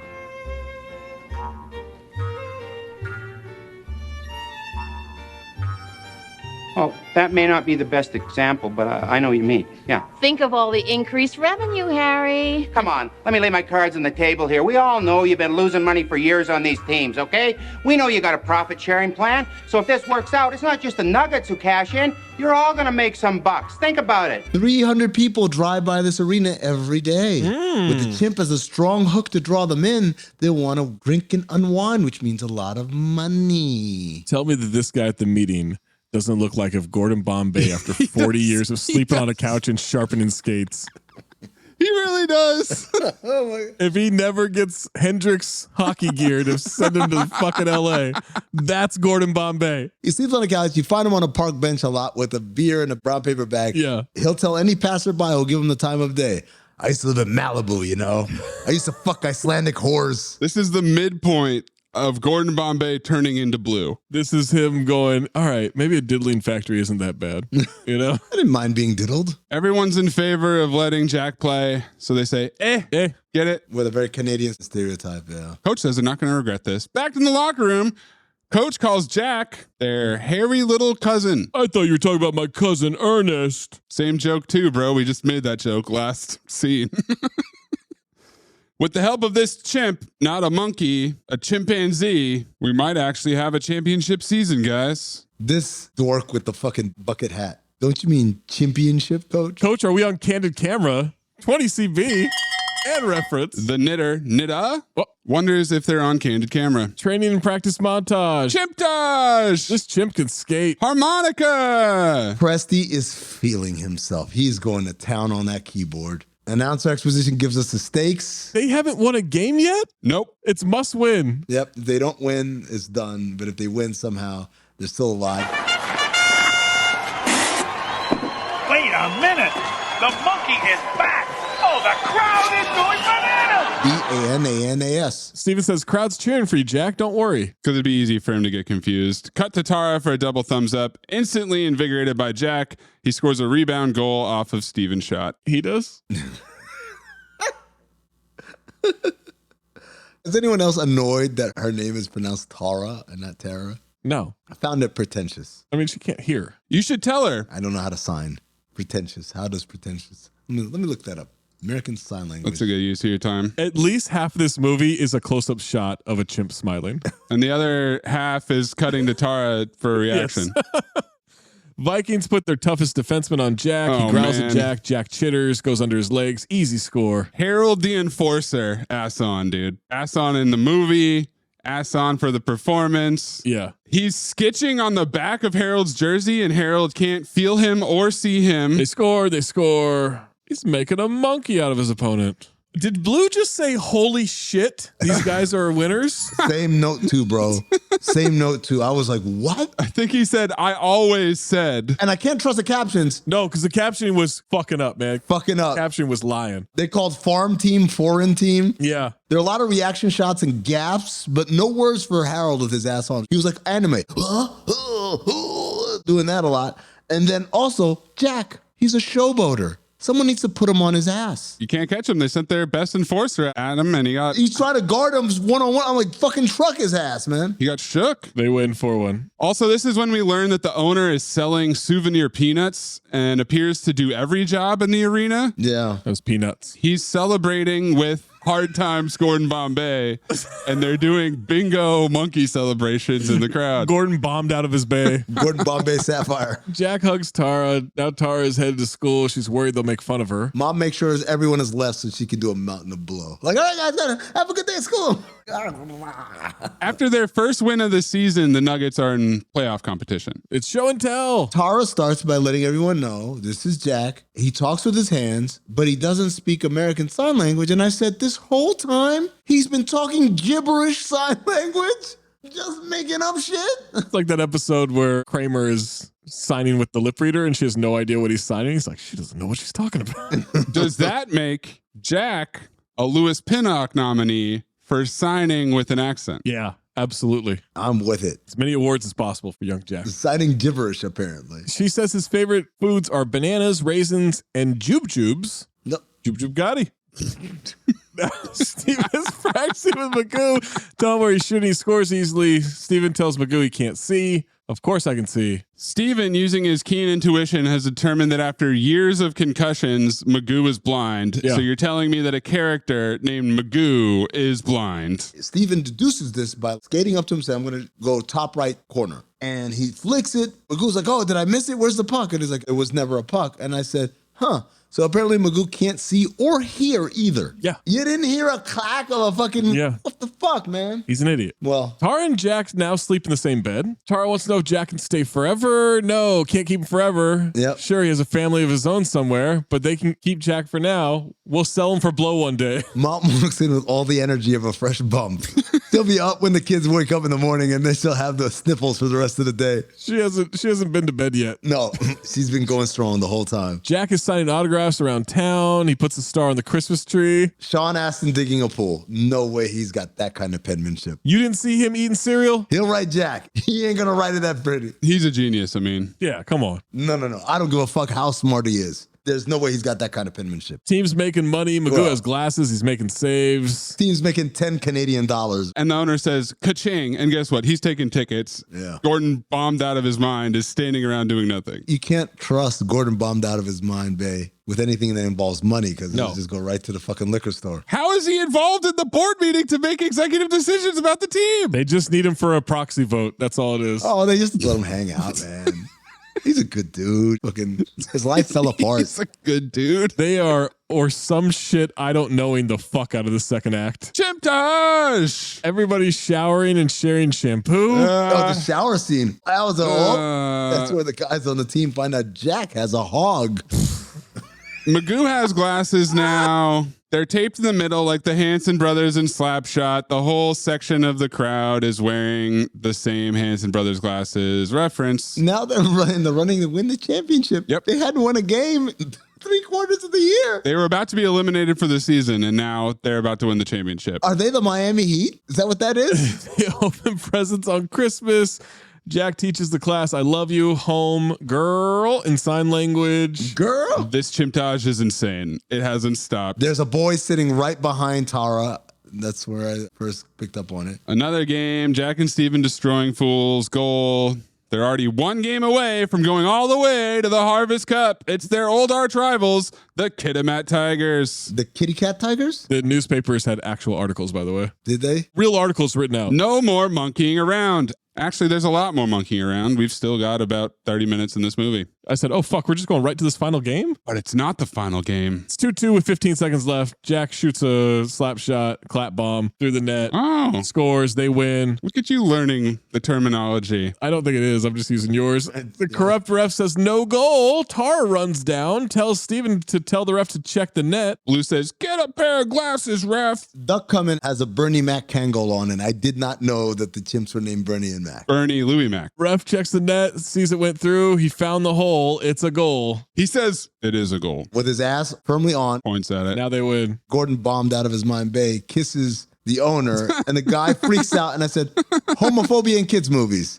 TLCB. Yeah. Oregon man laughs maniacally. Freeze frame photo pop to the Harvest Cup. Oh, God damn it. Back to Peabody. What the fuck? He literally double eliminations that the alumni won't donate without Jack. Dr. Peabody definitely fucks his admin. Somehow he's got rural Canadian B-League news on his local television. You don't believe me? I don't care. We don't need to bear down on this one. He sees Jack on the TV. Turned around a 40-game losing streak? 40 games? 40? What the fucking Pistons is going on here? It really is the 40-40 club. That's like the team from Mighty Ducks that had lost since the 70s, apparently. Yeah. They already won the Junior B championship? What's happening? Junior B championship. I'll have the chip back within 48 hours. Get me Einstein. Tara's packing Jack's things. She's going through his shit so nosily. Taking his shit apart. She sees the El Simeon Nature Preserve card. It's not even a real photo of him that's been in the frame. It's a brochure. This whole time it's from the gift shop. These motherfuckers. Jack, you're a fraud too. I'm not only the founder, I'm also our first customer. Back to the rink. Steven notices the leading scorer is healthy again. Why is he wearing a tie? Who the fuck is this guy? Yeah. Who is this guy? This is the guy. Zero character development on this guy at all. We've never even been introduced to him. Character development. Hey, tell me his name. It's Rip Chipsky. Oh, I know that now, but I'm just saying at that moment, I'm like, who the fuck is this guy? He does the same drop to his knee spin move that Steven did. Yeah. Why? Who taught who? That's what I wonder. It's also a useless spin move. Well, there's a definite tension as he watches him. Let's get through this. He's watching him with lots of tension in his eyes. I was like, whoa. Team bus headed to Vancouver. Moose is shocked at the size of the building in the city. Then they look at the blonde on the street. These hornballs. Moose comes. They got turned on by literally the sight of a woman. Yeah. She's just a regular woman. And they're like, ugh. They didn't even see her.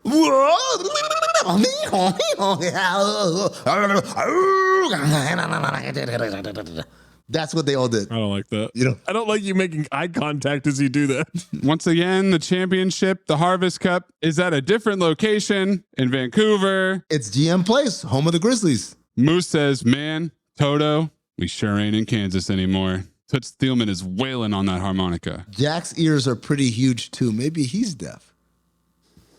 Okay, they walk out on the ice of the Vancouver Arena. This is like in the original Mighty Ducks when they go to the NHL stadium. They got Jack in a suit. Except the coach is sober. Knitter calls it his 15 minutes of fame. Who? Knitter. Oh. Coach takes a deep inhale.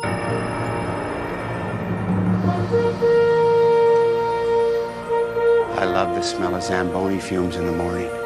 Mom and dad show up. The dad looks like a homeless guy sneaking into a movie theater. Tools, duct tape, zip my ties, phone. and gloves. I have to have my tools. It's my phone. It's my phone. My phone. It didn't even make a noise, man. Like, it just sounded like something. They're playing the Calgary Polar Bears. Willie Drucker has to share the booth. I bet that's the first time that's ever happened. What the fuck? This is unhinged. What is this lighting? Why do they look fucking demonic? Full of scouts. Cinderella's story like few we've ever seen. Polar Bears score immediately. Last one out is a monkey's uncle. That's 20 CB, number one. Number two, the scouts. They're all on their phones, hard at work calling their whores on the road. Hey, as soon as I'm done watching this chimp, I'm going to have to come all over here. I'm leaving the second period. Watching this chimp. The Polar Bears score within 30 seconds. Yeah, immediately. I said, I guess Magoo's glasses didn't do shit for him.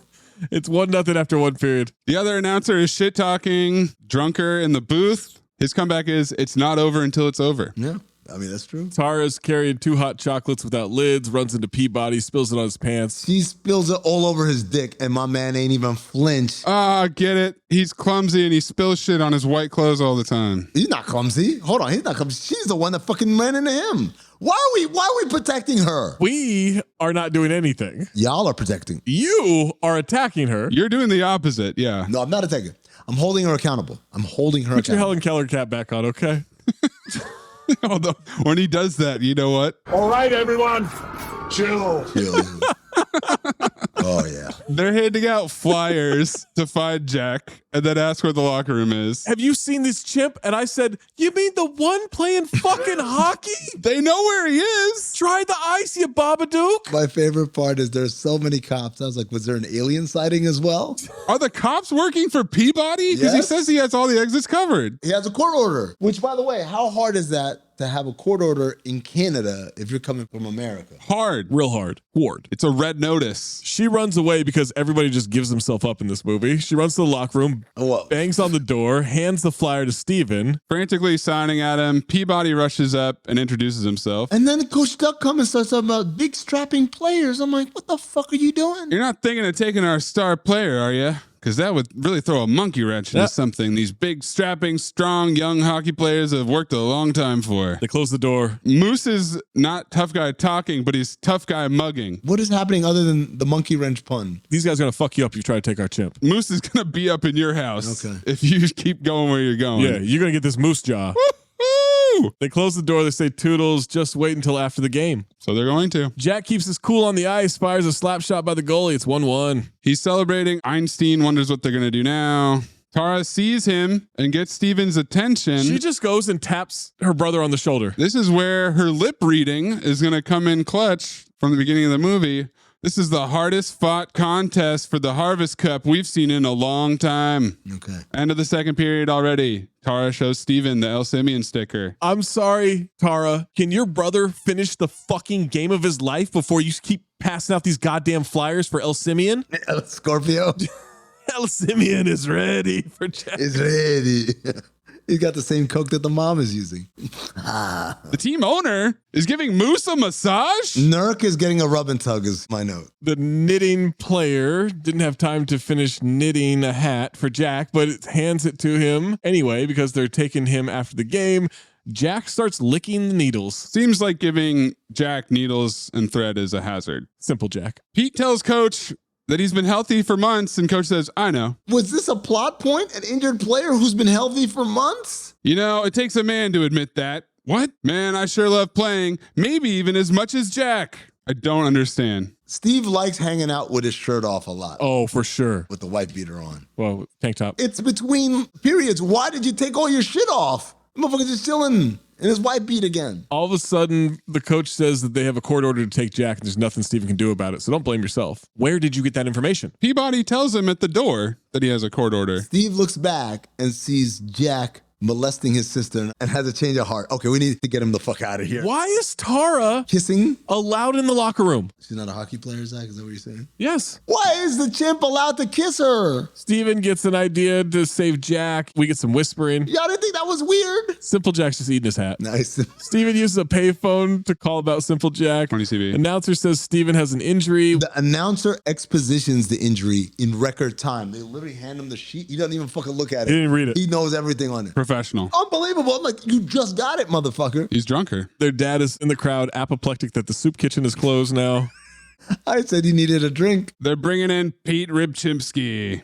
And Jack's going to have to step up without Steven. Coach tells Pete, what are you standing around for? Go score me some goals. Steve and Tara get in a cab? They want the hockey game on the radio. No chance this game is on the radio, kid. Magoo gets a big save. Still tied at 1, 2 minutes, 40 seconds left. Einstein is really getting invested in the game. He's got tinsel on his head. Okay, what the fuck just happened? Pete is dancing and spinning. He's making moves. He takes a shot. It hits the goalpost, bounces up in the air, lands right on the line. He gets trucked. Everyone's fighting. 15 seconds left. The puck's just sitting there. Moose tackles the goalie into the goal, lying on top of him, staring at the puck. Moose jaw. The Calgary defender decides, you know what? I'm going to leave the puck where it is. Just because chill. I'm going to turn around and check anyone that comes towards me. And here comes Jack. I take it back. This is the Sean Astin digging a pool moment. All this shit happening with the puck on the line. It's like the coin and Ed staying on its side the whole movie. Yep. Heroic ass music dives right through the defender's legs, gently taps it across the line. The crowd goes insane. Jack slid like Nick Fury to score the winning goal. Belly flopped onto the table. Yeah. Steven molests the cab driver and film noir. It wasn't Jack. It was Tara. Okay. What? She's not on the roster. Making the goal scored by an ineligible player, so you forfeit. Hold my beer, Mighty Ducks. Homeless dad can't believe his eyes. He's also been on Whippets for about an hour now. Tara was playing the entire third period, and nobody knew that she's not a chimp. Right. What? How about her face? Just look at the face. What? I love when Steven is telling the cab driver, we won! And the cab driver could not care less. No. Get out of my cab. He doesn't care about children's hockey. Moose picks up Tara. The team is celebrating. Peabody and Einstein come out on the ice. They haven't even noticed that it's not Jack yet. Trails off when he sees Tara's face. She crosses her arms so smugly. Mm-hmm. Yeah. Pretentious. Oh, that's not it. Ass off for Tara.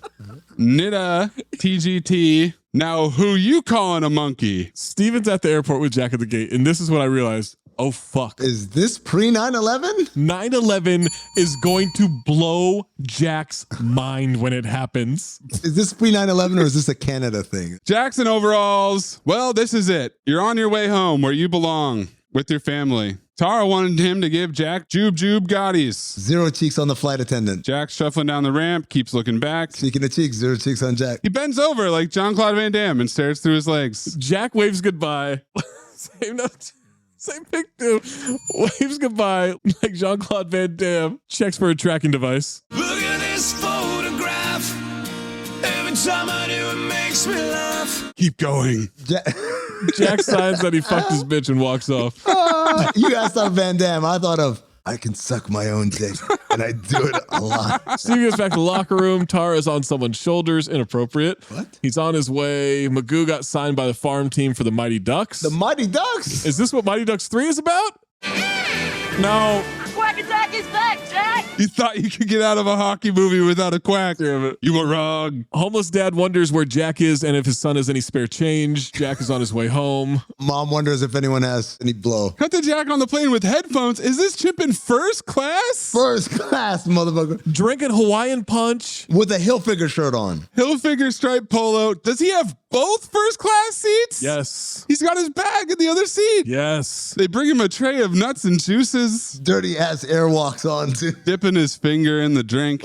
Coach calls Steven over to meet Sam Richards. He gets invited to join the Vancouver WHL team. That's awesome. I'll be there. Tara gives Steven a hug and they do that spinning shit again. They dump cooler water on Coach. Might want to discuss this with your folks. And he says, oh, my dad's homeless. We'll take anything. I've thought about it already. I'm trying to get the fuck out of home. It sucks. My mom's a drug addict and my dad's homeless. Cut to El Simeon. Jack's getting driven up in a... Fuck you. Well done. Guess who's there? Wait, it's the bingo janitor from the beginning of the movie. He works here now? And all these chimps wear clothes? They're in shorts? Just shorts. Boxers. Well, one's in boxers, the other's in shorts. And the bingo janitor, despite his safari gear, still got that bow tie for personal flair. He's raking sod. No leaves on that ground. That's what you want. Jesus Christ. He kisses Jack on the cheek, and I sent you guys a picture. Jack wants no parts of this kiss. Look at his face. He's like, ugh. Oh, man. The camera pans out and flies away. Jack goes to his parents, who immediately start whooping his ass. They start beating the shit out of him, man. Where the fuck you been? And then with the aerial pullback shot revealing them to be the only 3 chimps in this entire preserve. Yep. And also the zookeeper does indeed have 0 cheeks confirmed. Okay. It's unnecessary. Who cares if you lose the game? You got this off your chest. I mean, it's just one night of bar trivia. One night of bar trivia is sacrosanct to us. Trivia. No IMDb trivia. Oh, no trivia. Okay. I do have a Variety review from October 20th, 2000. As bad a year as this has been for grown-up movies, picks for tots have been no better. And the paltry MVP Most Valuable Primate marks the latest bottom in a sliding market. Demonstrating that smart studios succeed as much by what they avoid as what they back, Disney was an original producing partner on this minor family project with the producers of the Air Bud franchise, only to exit when the mouse correctly pegged new pick as strictly for the vid shelf. With just a few laughs triggered by a trio of well-trained, expressive chimps sharing the role of a wily primate able to lead a hapless minor league hockey club to a championship, Yarn will be followed by only the youngest of viewers through 3 dull periods. Tyro Helmer, Robert Vince couldn't shoot the tail more blandly with inexcusably flat lensing and spectacular BC locales, but Vince's worst offense is a repeated allowance of several adult thesps, I hate that, especially Farrier, to mug for the camera. Farrier is the bingo janitor. Zegers and Smith provide the mildest of rooting interests, but no 2-legged character on screen has a prayer against the combined antics and curly-lipped, toothy facial reactions of Bernie, Mac, and Louie, all exceptionally trained by Carol and Greg Leal. They are. I have this quote from Robert Vince. Quote, I'm not doing an animatronic film. Robert Vince explained during a Dallas stop at a home for children with AIDS. He was accompanied by the chimps who starred in his new picture, MVP, Most Valuable Primate. Mince pegging everybody with. Yo, I'm not convinced that Robert Vince isn't running a sweatshop for animal performers. Yeah. He's a sketchy dude. I'd like you all to do an experiment on a plant, something that may benefit mankind. And if you devise something that groundbreaking, I guarantee you a A in this course. Oh, well, hold on, man. You following me? You can't do that, Lionel. Look, man, if you don't want me to have a foreman job, I understand, but I need my fucking job, man. Lewis Pinnock Accent Award. Jack Sign Language with an accent? Yeah. Yes. Non-conventional American Sign Language. He makes his own rules. Let's show them who the horsemen are, guys. Yeah, we got soul.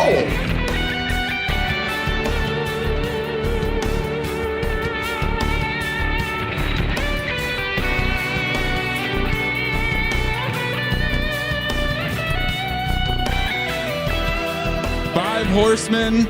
There's a lot of exposition. Yeah, there's a lot of exposition. Quite a few film noirs. Yeah, film noir's pretty heavy in this. Chattering. And Chimptage. Oh, sign me up for Chimptage. Which is essentially as soon as he joins the team, the movie becomes one giant Chimptage to the finish. Chimptage for sure. I mean? Sure, why not? Sure. Sure. Breathe in through nose, out the mouth. Ass on, ass off. Teddy Rex, Moosey Teddy Rex. Teddy Rex. Moosey Teddy Rex. Ass on. Fuck it, ass off. Ass on. Fuck it, ass off. Michael Bean Memorial Ass On Award. I had Lomax Study as Dr. Kendall dabbing his face, shaking his hand, pouring out the milk. Russell Ferrier as Darren, the bingo bow tie janitor. I don't understand what the point of the character was, so I don't know if I can give it to him. The entire Nuggets hockey team was terrible except for the coach. The referee. The hometowner. Oh, the ref's bad. Every time he opened his mouth, it was super ass on. The dad. No, I believed he was homeless.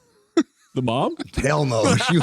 She was ass off. I think it's the bingo bow tie janitor, man. Well, what's he supposed to be, guys? Bingo bow tie janitor. They dwelled on him. His reactions were weird, man. He thought he was chewing up scenery. Yeah, for sure. When he was fucking painting? He was just chewing his own tongue. Carl Weathers Memorial Ass Off Award. Dave Thomas as Willie Drucker, the announcer.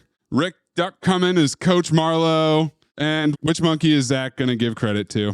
You said Louis, right? Louis, for sure. He's the one with an IMDb profile pic. He's a star. It's Louis, undoubtedly. He's great in this, by the way. And I thought Tara was good too. Awful. Jamie Renee Smith, considering that her entire... Why was Zach so offended by that?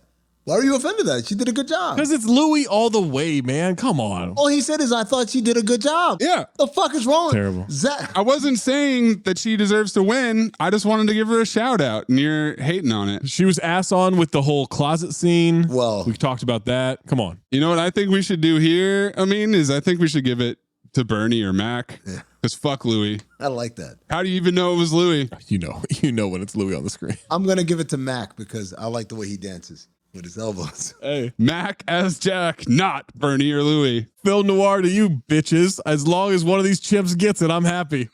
What a weird fucking... And that's why I'm the most valuable podcaster. What a weird thing to say. Amy, pretty. Amy, good. Gorilla. Are you good at keeping secrets? Absolutely. Because I've got a present for you. Secret present outside by the dumpster. Is it a baseball mitt? It fits you like a baseball mitt, like a glove. I hope. Golden Dumpster nominees: Tigers fans drilling Steven with snowballs, or Zach thought eggs to stop him from scoring. I'm pretty sure they're eggs. Jack finding Rib Chimpsky's jersey in the locker room. The whole scene where Coach is trying to convince the owners, but especially technically he's a chimp, and the reveal that it wasn't Jack who scored the winning goal, but Tara. I also have Coach saying smelling salts. Oh, out of smelling salts. The lady knitting circle, whatever the fuck that is, that comes over the house when the mom is coming up her fucking Coke binge. But I locked it in the first 10 minutes of this movie. The kid tossing the invite straight into the eyes of the other kid. I lost my shit when I was like, Yes. Zach? Mine is, holy shit. I was never more impressed than when Jack put on those glasses. Completely ass off. Locked it up. That's my golden dumpster for sure. Also nominate finding a fully furnished treehouse in the woods and setting up shop there for a couple days. But I'm going to go with the scene when Coach is trying to convince the owners to let Jack play. It's like the opposite of the semi-pro scene. Are they playing poker? The team owners meeting. Oh. They're going to do the merger, yeah. Well, Zach, you picked it, motherfucker. I like that. Oberfile. I love Chimps. It's a file. Man, I love Chimps. I would watch this again. It's awful. Don't get me wrong. It's a bad movie. But I enjoy watching chimps do human things. What are we doing? I got to be honest. I'm the most valuable podcaster. I'm an honest podcaster. It's a file. Yeah, it's a vote for me. Why? Because I wanted, it's funny. One of the reviewers said it was subdued and well thought out. I don't think it was well thought out, as the second act proves. And the whole thing about we have an injured player who's our star player.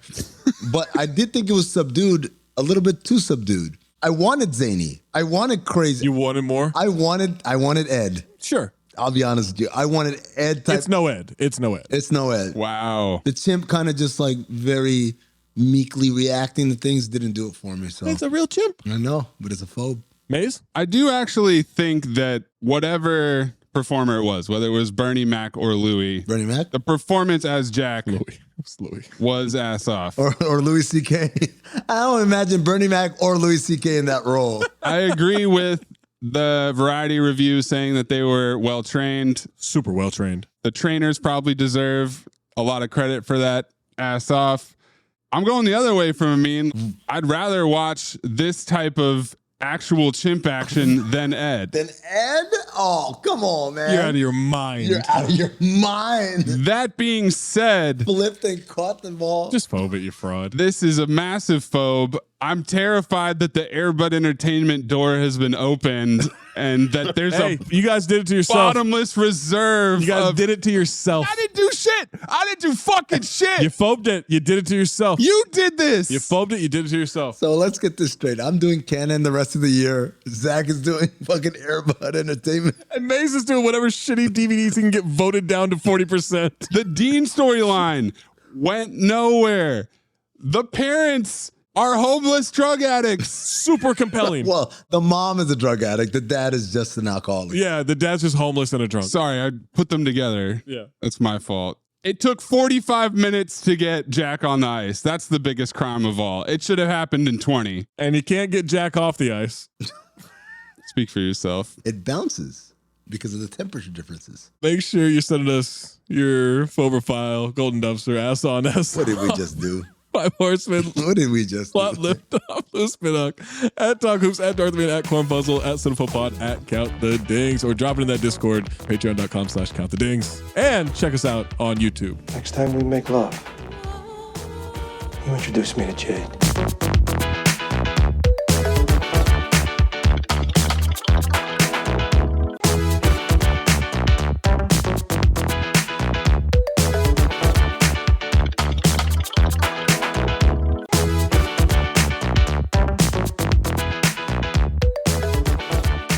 Nace, you want to announce your pick? Oh, wow, you're not doing your stupid bit anymore. Good for you. I'm just waiting for you to get through these dumbass selections that you have. Right. By the way, I'm leading the year in files, just so we know. From other people, or You picked a movie that nobody fucking likes. or is that across the board? Hey, man. All files, you're saying? I'm just leading the league in files so far. I got to tell you guys, man, I really regret going canon for 2024. You don't have to. No one's making you. You don't have to. Oh, no. You don't have to. A gnome named Norm is next. It's on Tubi. We're back on Tubi. Yeah. Pick a movie. He did. And then after A Gnome Named Norm, we will be doing Charlie Day's directorial debut. Amin's always complaining that we don't do any new movies. It's a 2023 movie. Fool's Paradise. Fool's Paradise. It's on Hulu. I watched it. Why are you announcing all your picks right now? What are you doing? Because he's decided to get rid of the timeline. Because people already knew A Gnome Named Norm was coming, so I wanted to give them some new information. All right. A Gnome Named Norm versus Jack will be front runners for Ass Off of 2024. Jack will fuck that gnome up. He'll jack him up and down and off. off. I don't know about that, Zach. I saw that poster for fucking A Gnome Named Norm. I don't know, man. I got the DVD sitting right here. That's right. Jack might have some stiff competition.